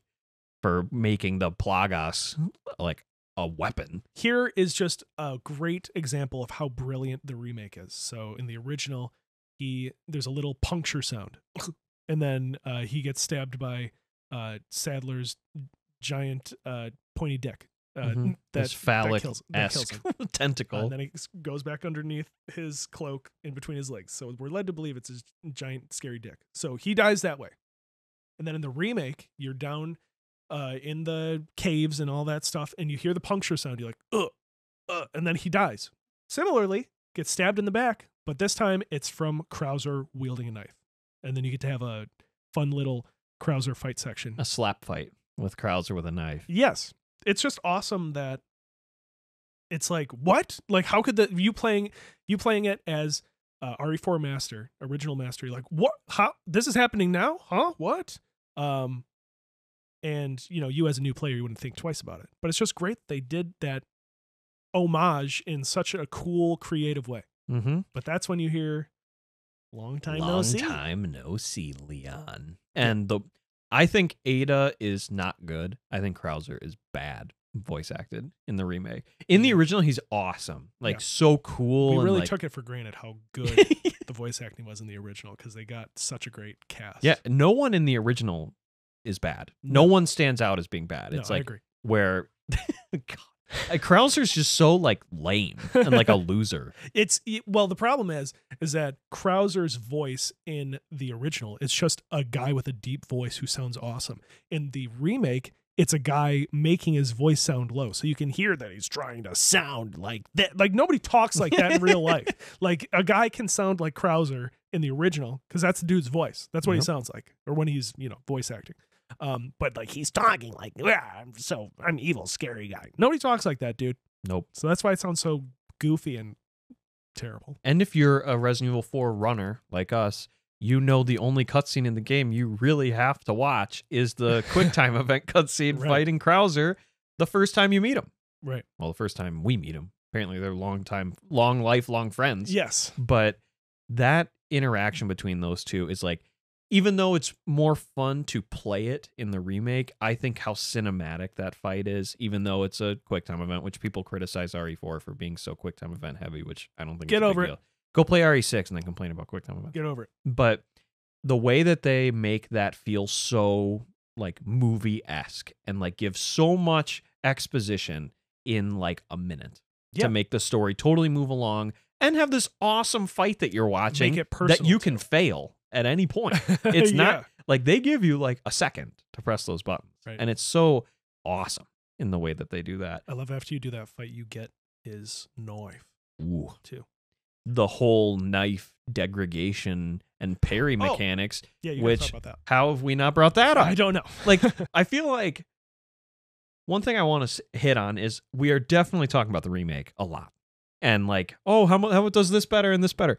Resident Evil 4, the original, is, in my opinion, still the best game of all time ever made. But the remake, the way that it does it in such an awesome and like spin on everything to make it in a way better, even though it doesn't replace the original in my mind. It's just the way that it plays with your expectations and does it in such a cool way deserves so much credit because it was the impossible task. It's like if you remade Jaws nowadays, like how could they ever do that again? But they did. They remade the Jaws of video games and did it arguably better. Yep. So I just want to say that's Resident Evil 4 is the base. The original game is still, even how much we praise the remake, one of, if not the best game of all time. I completely agree. Knife mechanic. Yes. They changed how knives work in the remake, which was the smart choice. In the original, the combo is, this is how you kill every. I'm going to explain to you how you kill every Step 1, single 2, and 3. Yes, how you kill every single enemy in Resident Evil 4. And Ben's right. It is step 1, 2, and 3. Okay, step number 1. There is an enemy in front of you. You take out any gun, but the more pea shooter of weapon, the better. Whether it's your TMP or your handgun. Take your handgun, aim it at the guy's head. Shoot him in the head. He'll go, ow! Cover his head. It really hurts. Ow. Run up to him. Kick Getting him. shot in the face does generally hurt. Yes. Kick him. He falls on the ground. Take out your knife, knife him 6 times, then he dies. That's how you kill every single enemy in the game. And then when they were remaking it, they said, "How about we totally change that?" Yeah, completely?" we don't want them to abuse that. Knives now are you can find more than one knife, but you always have a knife on you that you can repair and upgrade. And they're now like a parry thing. You can parry the chainsaw, the invincible, crazy thing. And parrying that is awesome. It's one of the coolest animations in the game, just holding your knife like this as blocking the chainsaw. chainsaws, which is ridiculous, but great. So I think it's on the back of the box. you can also use it for combat, but it's really not. It's also a stealth kill tool. Yes, and it's got its own little health bar, and it can break, and then so Repair its durability, upgrade its damage and everything, but really it's a parry tool, or at least that's how I used it. Yes, which is just the best. It gives you another little way. It's a whole new mechanic to the game that, like, in the original you would have never missed it because it wasn't there, but adding it, it's like going back, you're like, this is just an integral part of the game now. Yeah. I always am looking to parry every attack that happens. Yep, just awesome. It's something missing you didn't know was missing. Yep. That's the best. Back to the castle. This is where the game starts getting bigger and goofier as well. First thing that comes to mind is the giant statue of Salazar, who is the creepy little king of the castle. They omitted that in the remake, which is probably the wise choice. Yeah. But a little silly. Yes, that is a very, very silly section. Lots of awesome, great rooms in the castle. I think the most famous being what we've talked about before, which is the water hall. Yes. Arguably the hardest part of the game. One of the interesting examples of the adaptive difficulty we talked about earlier was based on how you're doing. I don't know if it's based on your accuracy or how much damage you're doing. If you're doing well, there will be archers in the ceiling. Where if you're doing poorly, the archers are not there to make it easier for you, to make the difficulty easier if you're doing poorly. So it's basically a skill detector that the game has. Yes, to say, if like, you have been sucking up to this point, we'll give you a break. We'll give you a break here. I was probably doing so well as a kid that there were like 50 archers in the room. And I'm like, this is insane. And they had rocket launchers too. They had homing missiles they were shooting at me. So right before we finally have that big talk with Ada about Wesker, we have to go through a maze. Hedge maze. And I will say, this is one point where I think the remake is not as good. Mm-hmm. I think the original is way better with the hedge maze. I think so. I would agree with that. Like, it's not as scary and like, what is going on as it is in the original, where you're walking around, you're like, okay, I guess I need 2 halves of this moon to enter this room. One thing I want to mention real quick is Resident Evil 4 and key items. And I think that's kind of maybe a weakness of the game, which is in traditional Resident Evil games, you get key items left and right. You're like, what does this do? I don't know. Put it in the box. What does this do? And you have several at one time. In Resident Evil 4, you get the thing and then you use it. And it's almost that key item is not 10 feet away from what you're opening. And it's almost comical how you have a key items screen where it's like there's nothing in there, man. Like there's a rotor thing where you can go through all of your key items. The only thing in there is your bobblehead collection. Yeah, that too. So it's just like that and the current key you need. Yeah, there's a key and then you're going to use it right there's the door.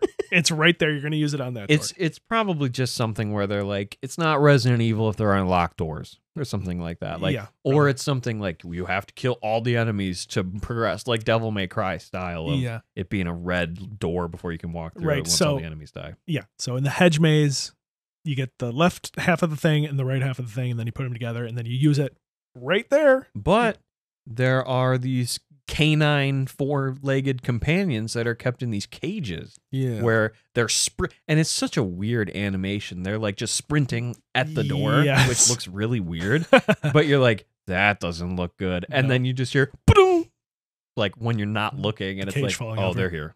And then they just that is one of the craziest animations in the game, is when it's on your face. It's just like, yes. And the you're like, how am I not dead? You know what I love too is that they amped up the freaky scariness of those dogs too in the remake, because they have just like a giant snarl and snaggle teeth, and they look like they're mutated. Yes, where they don't look mutated in the original. Yeah, they just look like really scary. They just look like really scary dogs in the original, but in the remake they look insane. Yeah, like like decomposing. Yes. So good. Demented looking creatures. But yeah, hedge maze is another. I guess I shouldn't have said the game stops being scary at the castle, because now that I'm the hedge thinking, maze is scary. Yes, very scary. The dogs are scary. They jump out of the foliage too at you when you're not expecting them to. And yeah, the remake does kind of change it up, and I think regular guys are running around in there too in the remake, and you got to drop down. Yeah, they are. Drop There's down a lot banners of or people in whatever. there. That is definitely one of the little sections that's like the original did this better. Well, you also have Ashley in the remake, but you don't Yep. have her in the original. But the castle section in the remake is really good at having a lot of story moments, and like her running away, and then she's sitting somewhere crying, and then you sit next to her and have a little heart-to-heart moment. Like, It's all right. So many good. Yeah, that's pretty much it. It's all right. Let's go. Okay. Really great moments like that the original does not have. Not that it's missing, just doesn't have it. Mm-hmm. Before I forget, the El Gigante section in the castle with the dude that's throwing rubble at you, where he's in the center. I love that section. Totally different than what I think that replaced the big tower in. Yes, it did. Totally replaced the tower, which I don't mind. Even though the tower is okay, Yeah, but you got to just look for the boards to get rid of the cogs. And which stuff. is, when you say it out loud, it does sound a little silly. But instead, replace it with this crazy section with the dude in the center that's throwing the stuff at you. So they didn't just leave El Gigante at the village. They brought him to the castle, and like realistically, he's got like castle armor on, which is awesome. And he's just chucking stuff at you, and you got to go through buildings and get it done. I want to mention the bugs. Oh God. So yeah. the bugs. The invisible bugs. Yes. The game isn't done being scary when you get to the castle, but it does, kind of lighten up a little bit. But I think, actually, no. You know what? I take that back, because there are every section of the game, every 3 sections, or every, the game is split into Every thirds. act. Yeah. Village, castle, island. Every part of the game has its own scary part. So the castle scary part is by far, it's got to be the bugs. Go into the dark pits of the stinky sewers in the castle, and there are invisible bug enemies. A great section I always loathed as a kid because it was always just super freaky and I didn't like it. The pitter patter of them sprinting through the waters. You can't see them is something I Right. can hear right now. Yep. And especially your first time being like, what? All I see are like, I see splashes like Yeah. 50 feet over there. What is that? Yeah. And then they grab you and jump on top of you and spit acid into your mouth. And if that kills you, you fall down Melted and face. your face melts I love off. it. I love it. Some of the best death animations it. ever in Resident Evil 4. You encounter the bugs a few times in the castle, and then they're mostly gone. So one of the many things that I love about the remake is they expanded on the bugs. Yeah, You see the why are they bugs? there? Yeah, you see the bugs more, you learn more about the bugs, and they make several appearances even after the castle, which is Especially the island. yes, which is just fantastic. Not only is that remade in the castle, but also the fight with Salazar. Yes, one of my favorite cutscenes ever. What? When you confront Salazar as Krauser walks away with Ashley, Mhm. and Salazar's like, "Finally, me and you meet," and Leon just says, "Shut the fuck up," and Yes. shoots him in the face. Yes, that's so great. It's the best. Yeah. And then he's not dead, and you have a super awesome like RE5 style insane boss fight of him flying around the room and spitting black goo at you. Yep. And, So awesome. awesome music in that section too. That's like, I get a very RE5 vibe for some reason from that, especially from the music. I think it's just because of how fleshy and grotesque his form is. Yeah, It and has like the something to do with that. orchestral Yes, very, soundtrack as well, which very is grand sounding. yeah, which is RE5 had that budget Yeah. because Well, they had all the money in the world. To make that game. normally saying this reminds me of RE5 isn't a good thing. The music's good in RE5. Yeah. That's something to say. Yeah. Graphics are good in RE5 Yes, very good. about it.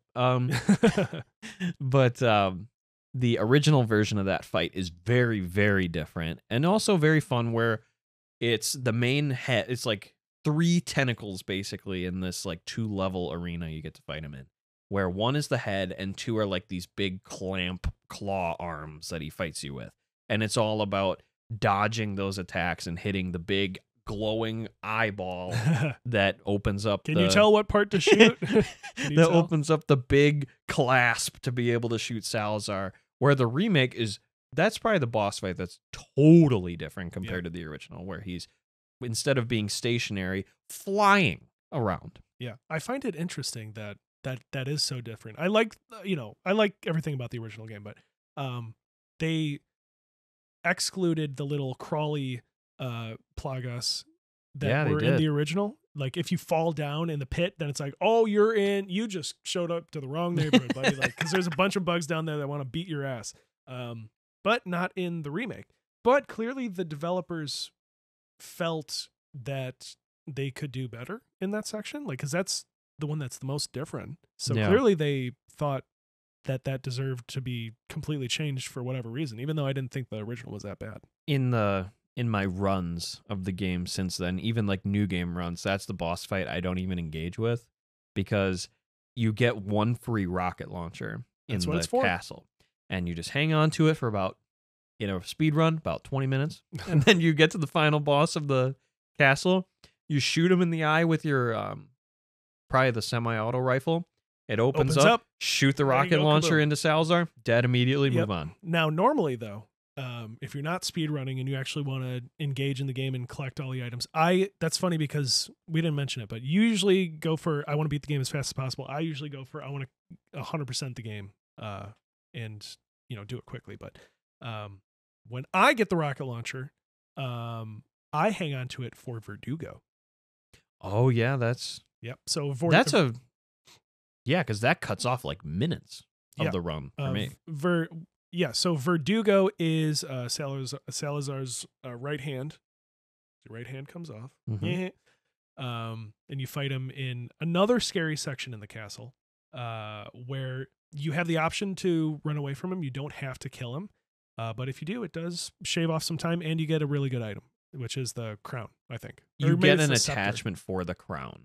So like you get the crown at the bottom of the pit. That's right. And then you get pieces, and then you can combine to make a night. I think it's worth $100,000 when you make the full thing. I usually save the rocket launcher for Verdugo, and then just blast Salazar with the broken butterfly. Oh yeah, you and Ashley can get that together, right? And so you would normally skip that too in the speed run. So that's where that's the wonderful thing about the game, where you can play it however you want and still have a great time. And there's so many options to do it. So you kill Salazar. And Krauser is boating away with Ashley towards a big, weird-looking rock out in the water. Yes. The remake is super good at showing the locations in relation to where, like, for example, the Del Lago fight. Yep. The castle's right there. Like, you can see it in the distance, whereas in the original, it just feels indiscriminate amount of miles away. Like, you don't really have a great idea. You can sometimes see the castle like as a PNG in the background, but the remake's cool where you can see, like when you're in the castle as well, you can see the island if you look out this direction or whatever. Yeah. I think Resident Evil Village pulls that from RE4. That's one of the best things it does, is have that sense of place. Yes. Where RE4 Remake does that. Yeah. Super well. Totally. Of feeling like Dark Souls, where it feels like a world that you can imagine where things are. Yep.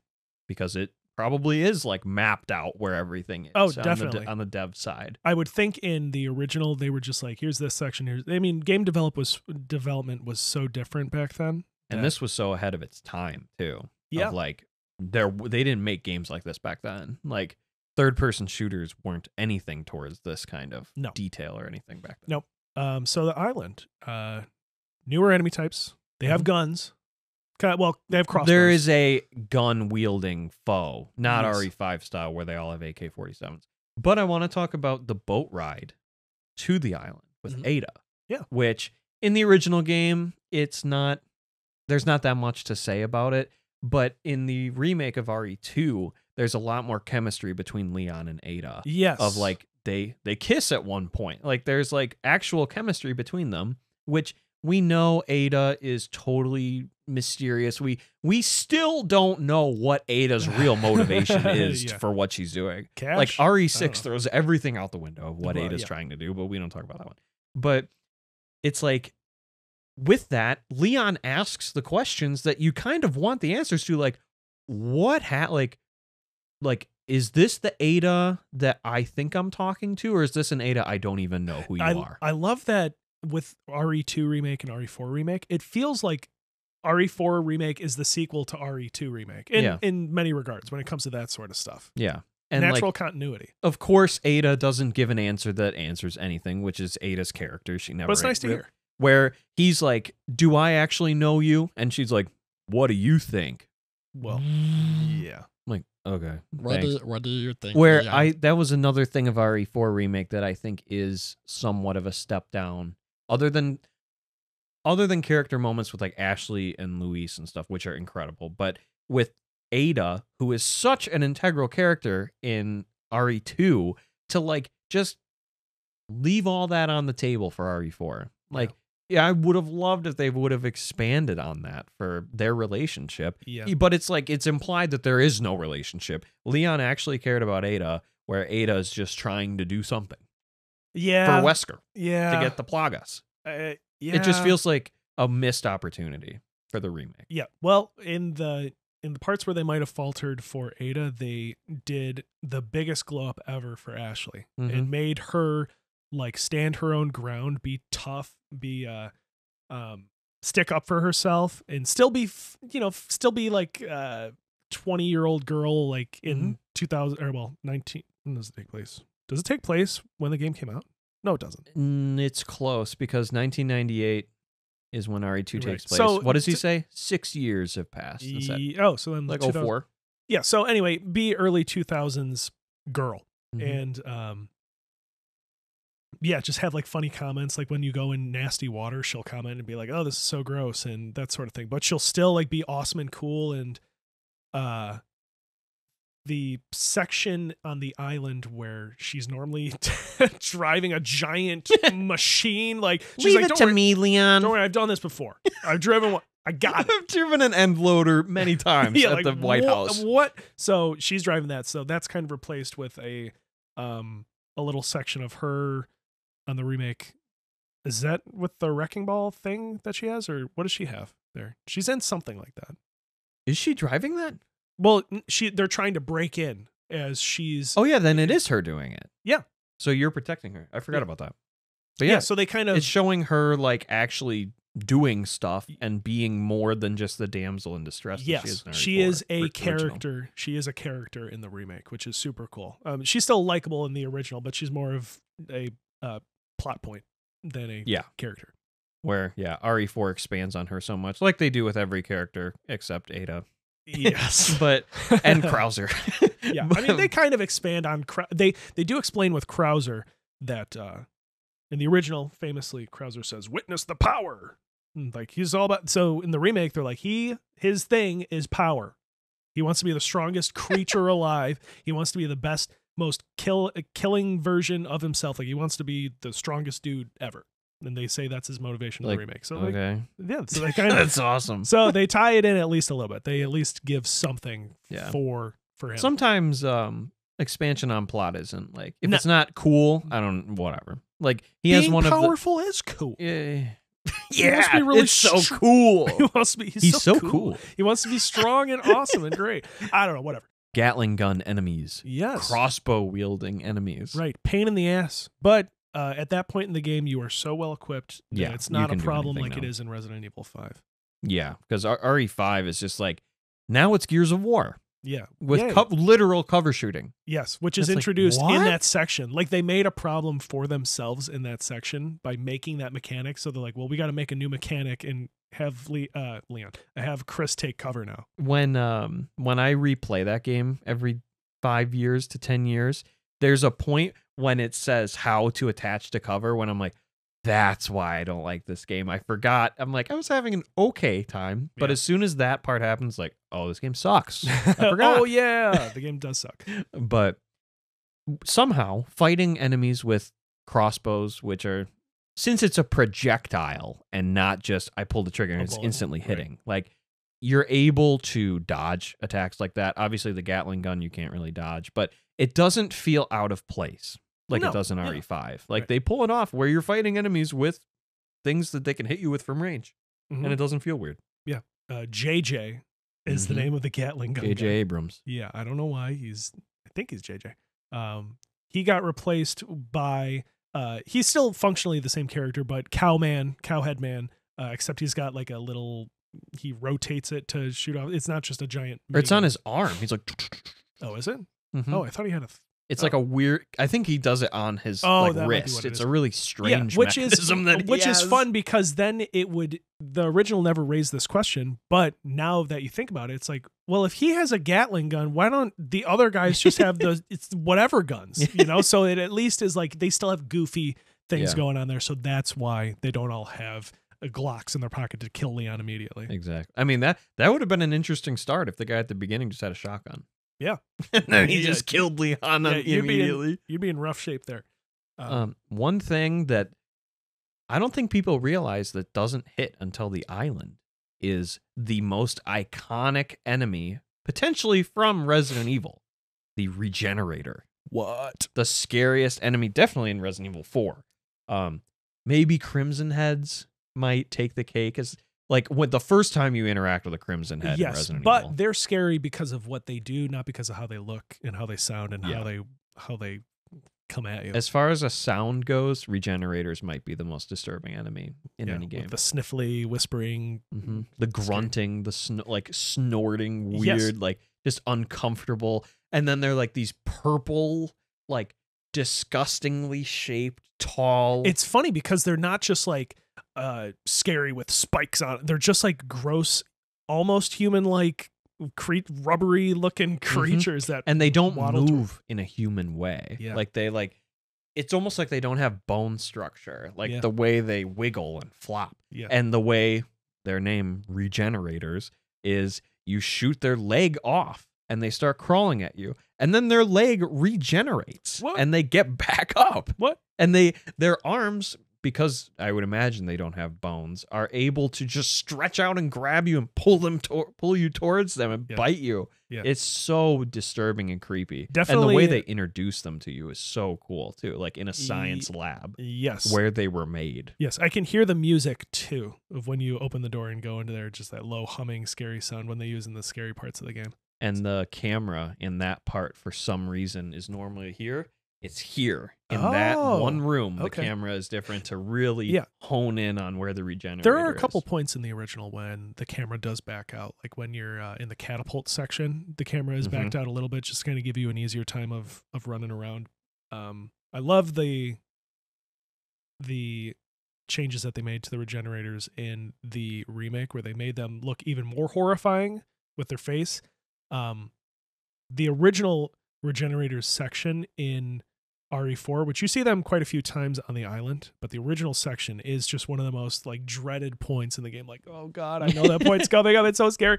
And they do a good job with the Regenerators in the remake as well with that section. But I think the original does a better job of making those guys scary. I think so too. They're a lot more of a, because you can't really dodge them in the way you can in the remake because of your limited movement abilities. Where RE4 remake, you're like Neo from the Matrix with the stuff you're able to do. You're Action Man. Yeah, where in the original, it's still a tank control game. It's just the way the camera is designed. It's a third-person shooter, but moving forward is forward. The camera movement doesn't really change anything. Yeah, and there are mods for that too to make RE4 like fixed camera, because other than the camera, the controls are almost the exact same as the classic ones. Yeah, so all those haters out there, plays the same. Right. It's just a little faster paced. Just looks just a few more enemies, a little more shooting. What's just looks a little different.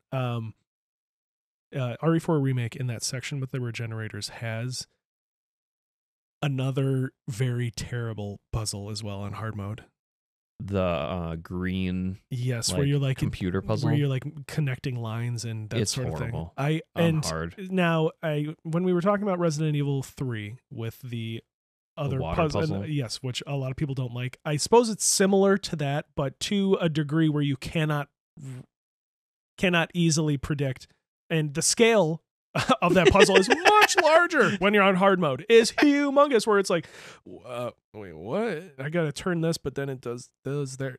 Just That's one of those moments where I'm like, IGN, hardcore, RE4, green puzzle. Oh, that's how you do spin it. that Okay. one, that one, that one. Thanks. It's funny because in the original, the puzzle to get into this laboratory is like for babies. It's like turn the arrows. Boop, boop, boop. You did it. Yeah, you're allowed to go into this secret laboratory Where they're now. testing the spider plagas on a live person. Yeah, if you are smart enough to figure that out, you're allowed to come in. Come on in. Yeah, and there's not even a key card to get in. No. It's just press Doot, these doot, buttons doot. to walk. Yay, you can come in now. But the Iron Maiden yes, regenerators. very surprising when you see that. Yeah, because like you think, okay, it can't get worse than that. But then they introduce, and I think, is it the first time they introduce it? Is when you jump down the garbage chute in the original? No, Or is when it before you that? when you go back through that room, It's the sniper thing, right?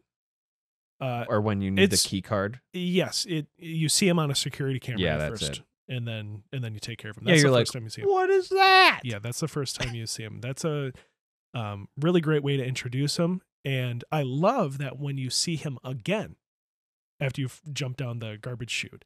And Ashley has. Yeah, she's like, "Oh, what is that?" And he's like, "Get away from me." Let's go. Let's keep going. Yeah, I love little things like that. It makes it feel like you're watching a whole story where Mhm. he's able to be like, Where away Leon from that. experienced that. As Yeah. the gamer, we experienced yeah. that. So we too are We're like, like, "Oh no, "Get out of yeah, there." we gotta get out of here right now." So great. And then of course he wakes up, and then you got to deal with And he's another one again. twitching as he walks. And Yeah, things. I love that when he dies, he also explodes and the spikes go everywhere.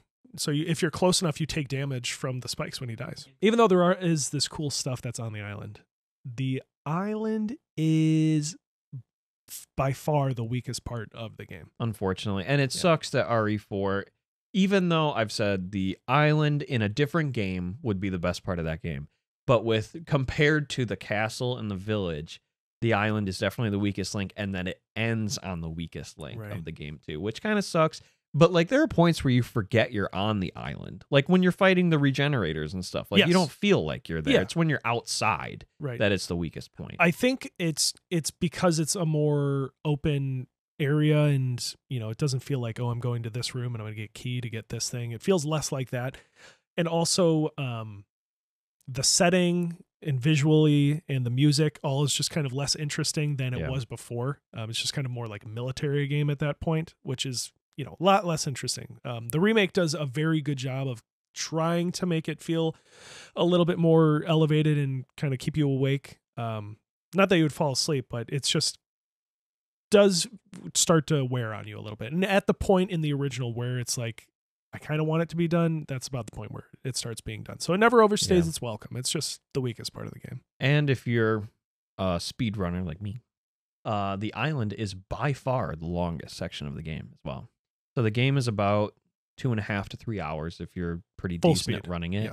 About an hour and a half of that is the island. Yeah.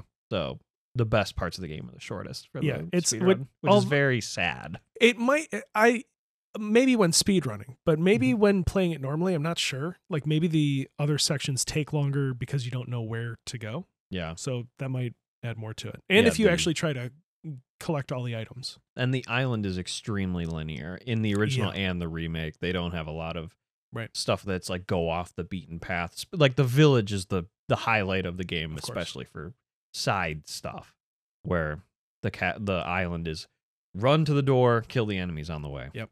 Yeah, that's what I'm saying. The Like, island there's just not a whole lot to say as far as moment to moment stuff. That's part of the problem too, is that when you're doing the island, so much of it feels similar. Like as we were describing verbally describing the village and the castle sections, it's like, here's this little chunk and this little bit, and when you're doing this part, whereas the island is just like you're doing island stuff. Yeah. Here's this key moment, then here's this key moment.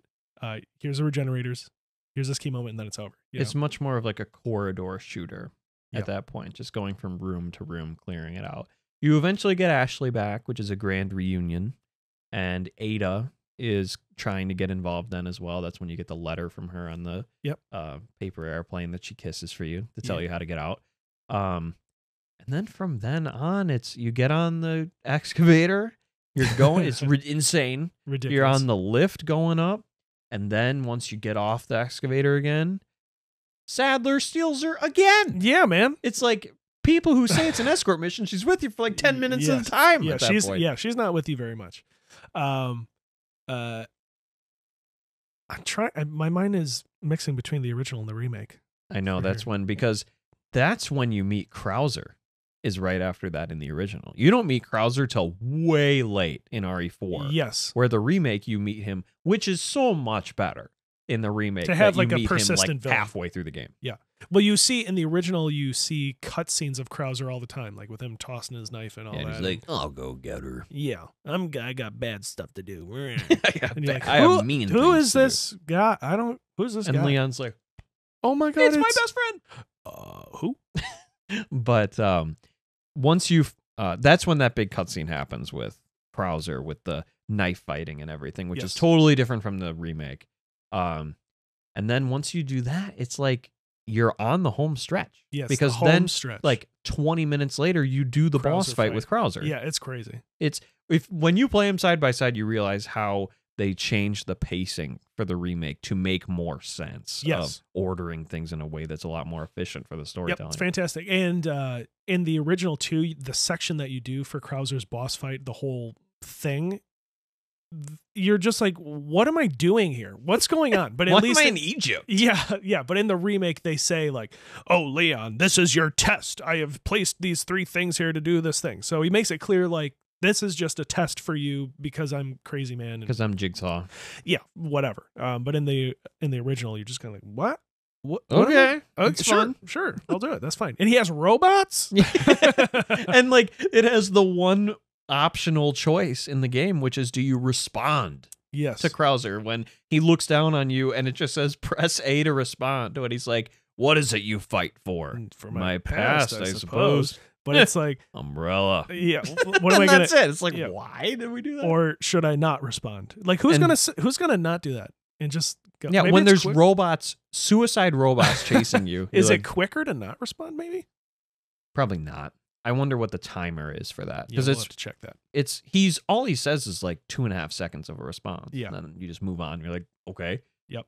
And that's another thing of like the puzzle to get all the pieces to open the door. It's just you can't miss them. Yes. And then you just go to the door at the end and it opens. Yeah, you got to do the thing. Get the 3 things to go through the thing. Probably the most famous, one of the most famous boss fight cheeses of all time is the original Krauser fight, just knifing him in a corner. You got to love it. But you can't just do it. You got to do it the right way. Mm-hmm. So there is skill to get him in the right spot. yes, Then he's and do it at the right rhythm and hit him in the right spot. Because if you hit his like big shield thing, I don't think it doesn't work. Do any damage. So you you have to hit him gotta- in the face Right. every time, which is crazy. The boss. I remember with the remake, I died on the boss fight with Krauser a couple of times. Yeah, he's tough Yeah. in the remake because he's a lot faster. The knife still is a very good weapon against him, but it's a lot harder to actually utilize Yes. because they clearly were like, we're not letting you corner him again. Now it's time for Mike, I think. Oh yeah. The saddest moment in Resident Evil 4, some would say. Mike. Right. So, yeah. What's happening in that You're section? triumphantly trotting through the village or the island, the remainder of it, with a helicopter escort. You finally that have is some just help. killing everything, and you're like, I'm unstoppable. Yep. And then Sadler comes over the ridge, and he has his buddy with him with a rocket launcher, knocks it out of the sky. In the remake, I think he sends his bugs, Yes. which is way scarier and more disturbing. Way more awesome. They get the bugs back. The bugs are back. The bugs are back. I think the helicopter sequence with Mike, that's where the game, for me, is just really exhausting. It's really kind of like, okay, really want to be done with this military shooter thing, and it's in a just kind of boring environment of, running down here and going to the metal building. Gray rock. Right. Oh, Remake, though. You're doing that. Remake does a good job of keeping the pace good, especially for the island. And I always hated in the original when you get to the final part where you got to push the 2 buttons on either side. There's miniguns there that there were guys shooting at you from. You shoot them, you go to the minigun, can't do anything with it. But in the remake, you can hop on those miniguns and shoot guys down there. Mm-hmm. And it just feels so good that it's like they saw that opportunity to do something fun and they did it. Yeah, just like every single other part in the game. In the original, you're like, oh, that would have been cool. And then the remake, you're like, we're going to do it. We know you want it. Here it is. I think after that, in the remake, is when there's the, like, remember all the body bags that are hanging in that building? Body bags. Yeah, and they're just, some of them have regenerators in them, which is so cool. And you have to, like, run through to try to get to the door before it closes because it's on a timer and stuff like that. Oh, yeah, I love that part too. Dude in the fridge or in the furnace. Yeah, the one jump scare. Comes and at it you gets me every time. Every single time. Get the Plagas out of you. Everybody's cured up and good. And at this point, you've been slowly getting worse and worse. You start off coughing up blood all the way back after Delago, and then starting to show signs of turning, and Ashley's coughing up blood as well. And then at one point, you choke Ada, and your eyes turn red as you are turning into a Ganado, which is insane. Sorry about that. Yeah. Oops. She stabs you in the leg, and he's like, "Oh man, thank you." Like, well, he's Action Man. It doesn't hurt. But all that leads to being cured from the Las Plagas, which somehow they figure out how to do it on that operating table. It's just you press the deplagas button.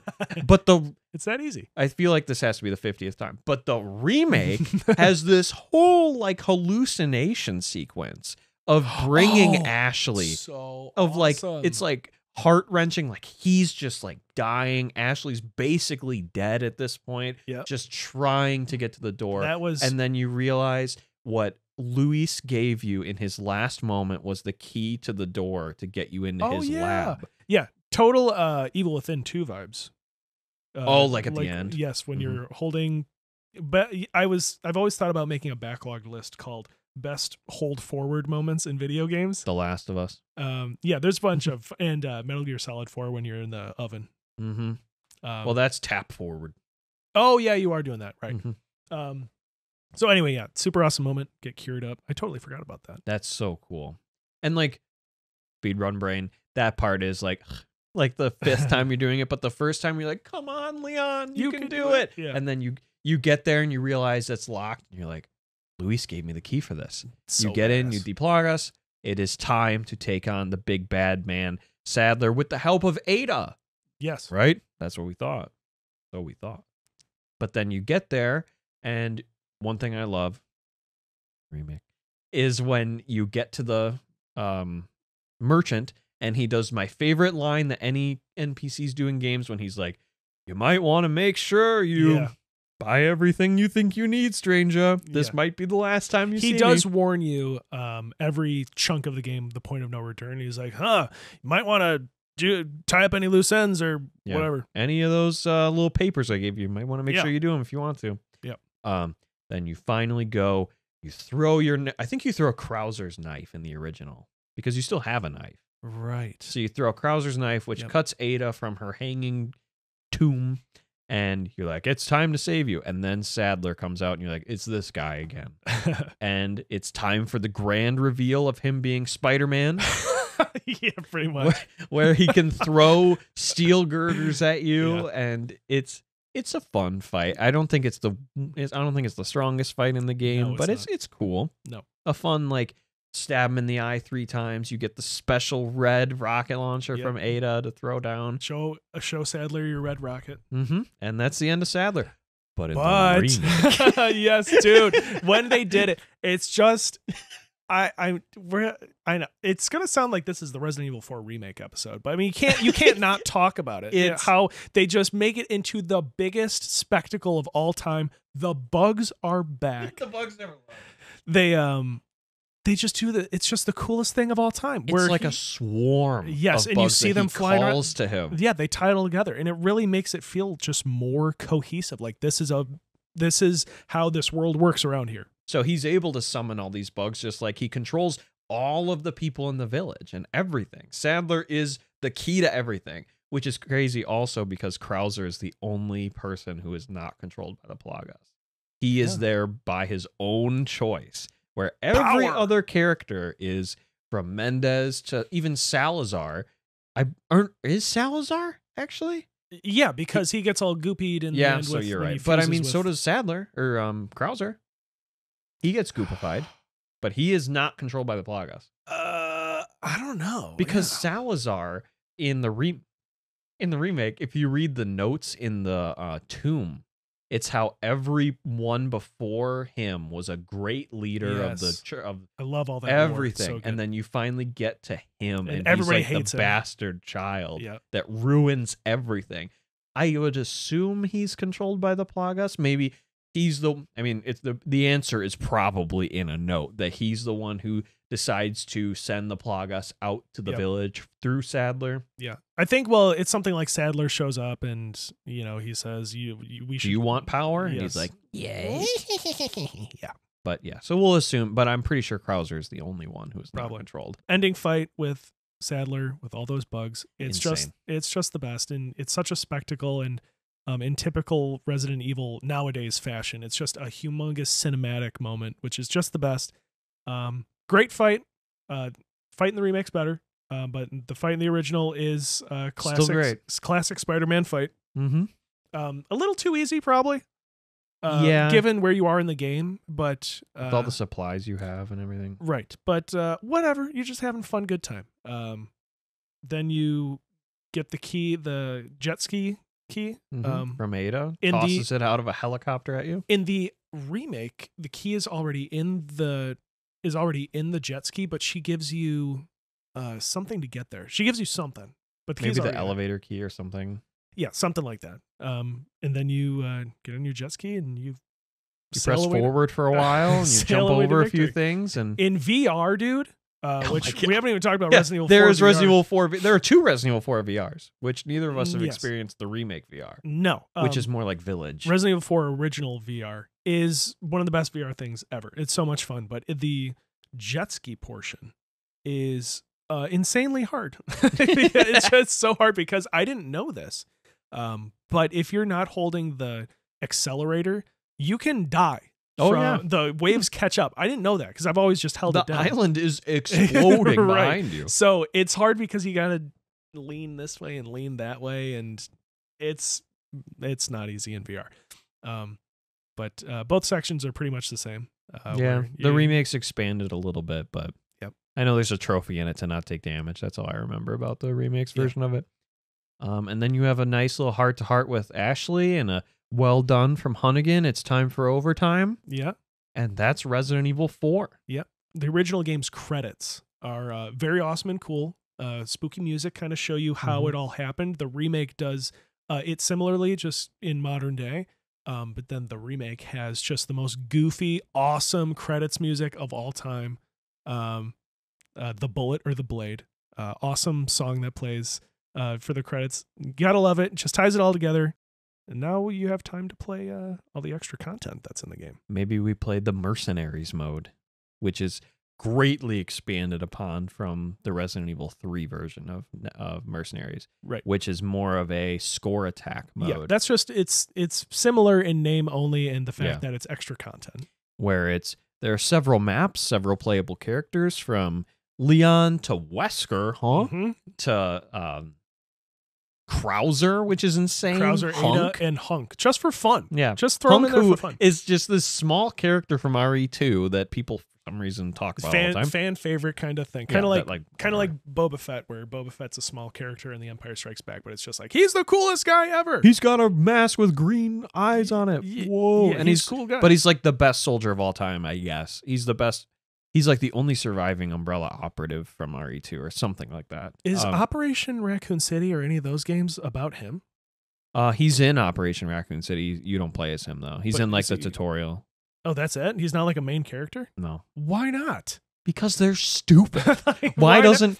Supposedly, according to leaks, there was supposed to be a game where you play as Hunk, like a full game. Yeah, why not? People But want it's it. like, I mean, yeah, I'd buy any of it. But like, I'd play it. I'm not like begging for that. No. I kind of mentioned on the first episode of this that while story is cool and everything, I'm there for the gameplay in the Resident Evil franchise. Of course. It's just an easy gimme where, people would probably... There's certain individuals out there, and Resident Evil 2 is so highly regarded, Hunk is just a cool guy, so like, why not? If they didn't do it in Operation Raccoon City, which was the like obvious way to do it, they're never gonna do it. So whatever, no chance. But these Mercenaries maps are based on different arenas from the main game. Of course, the village is there, but there's even new ones like the water weird Which front has thing. giant Double chainsaw man. Yeah, giant chainsaw guy who's whacked out of his mind. Oh Scary. yeah, and of course the remake does it, and I don't think the remake does it any like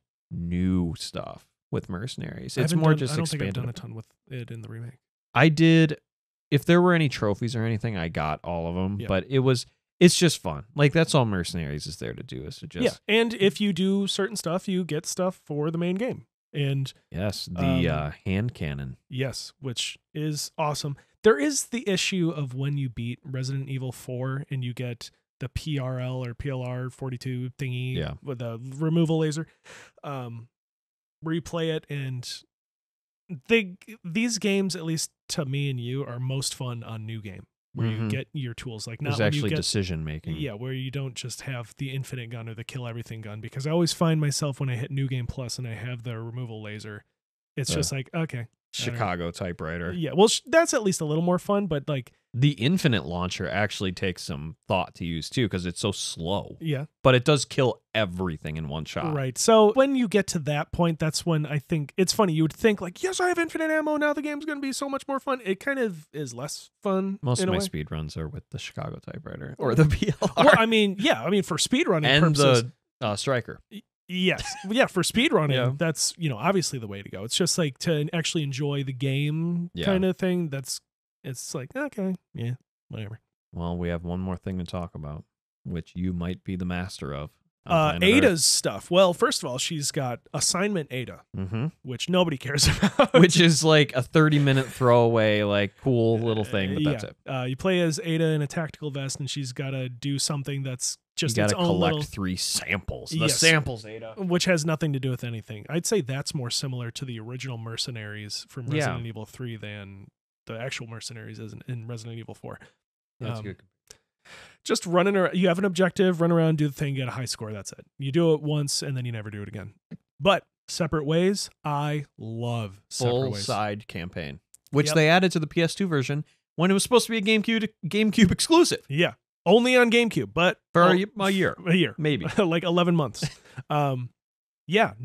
Separate Ways, you play as Ada and do Ada-specific missions, and I'm sure more so in the remake, there's going to be a lot of stuff where it's like, remember how that building crumbled right there in the village? Well, guess what happened? Or remember how this happened here? That's because this happened.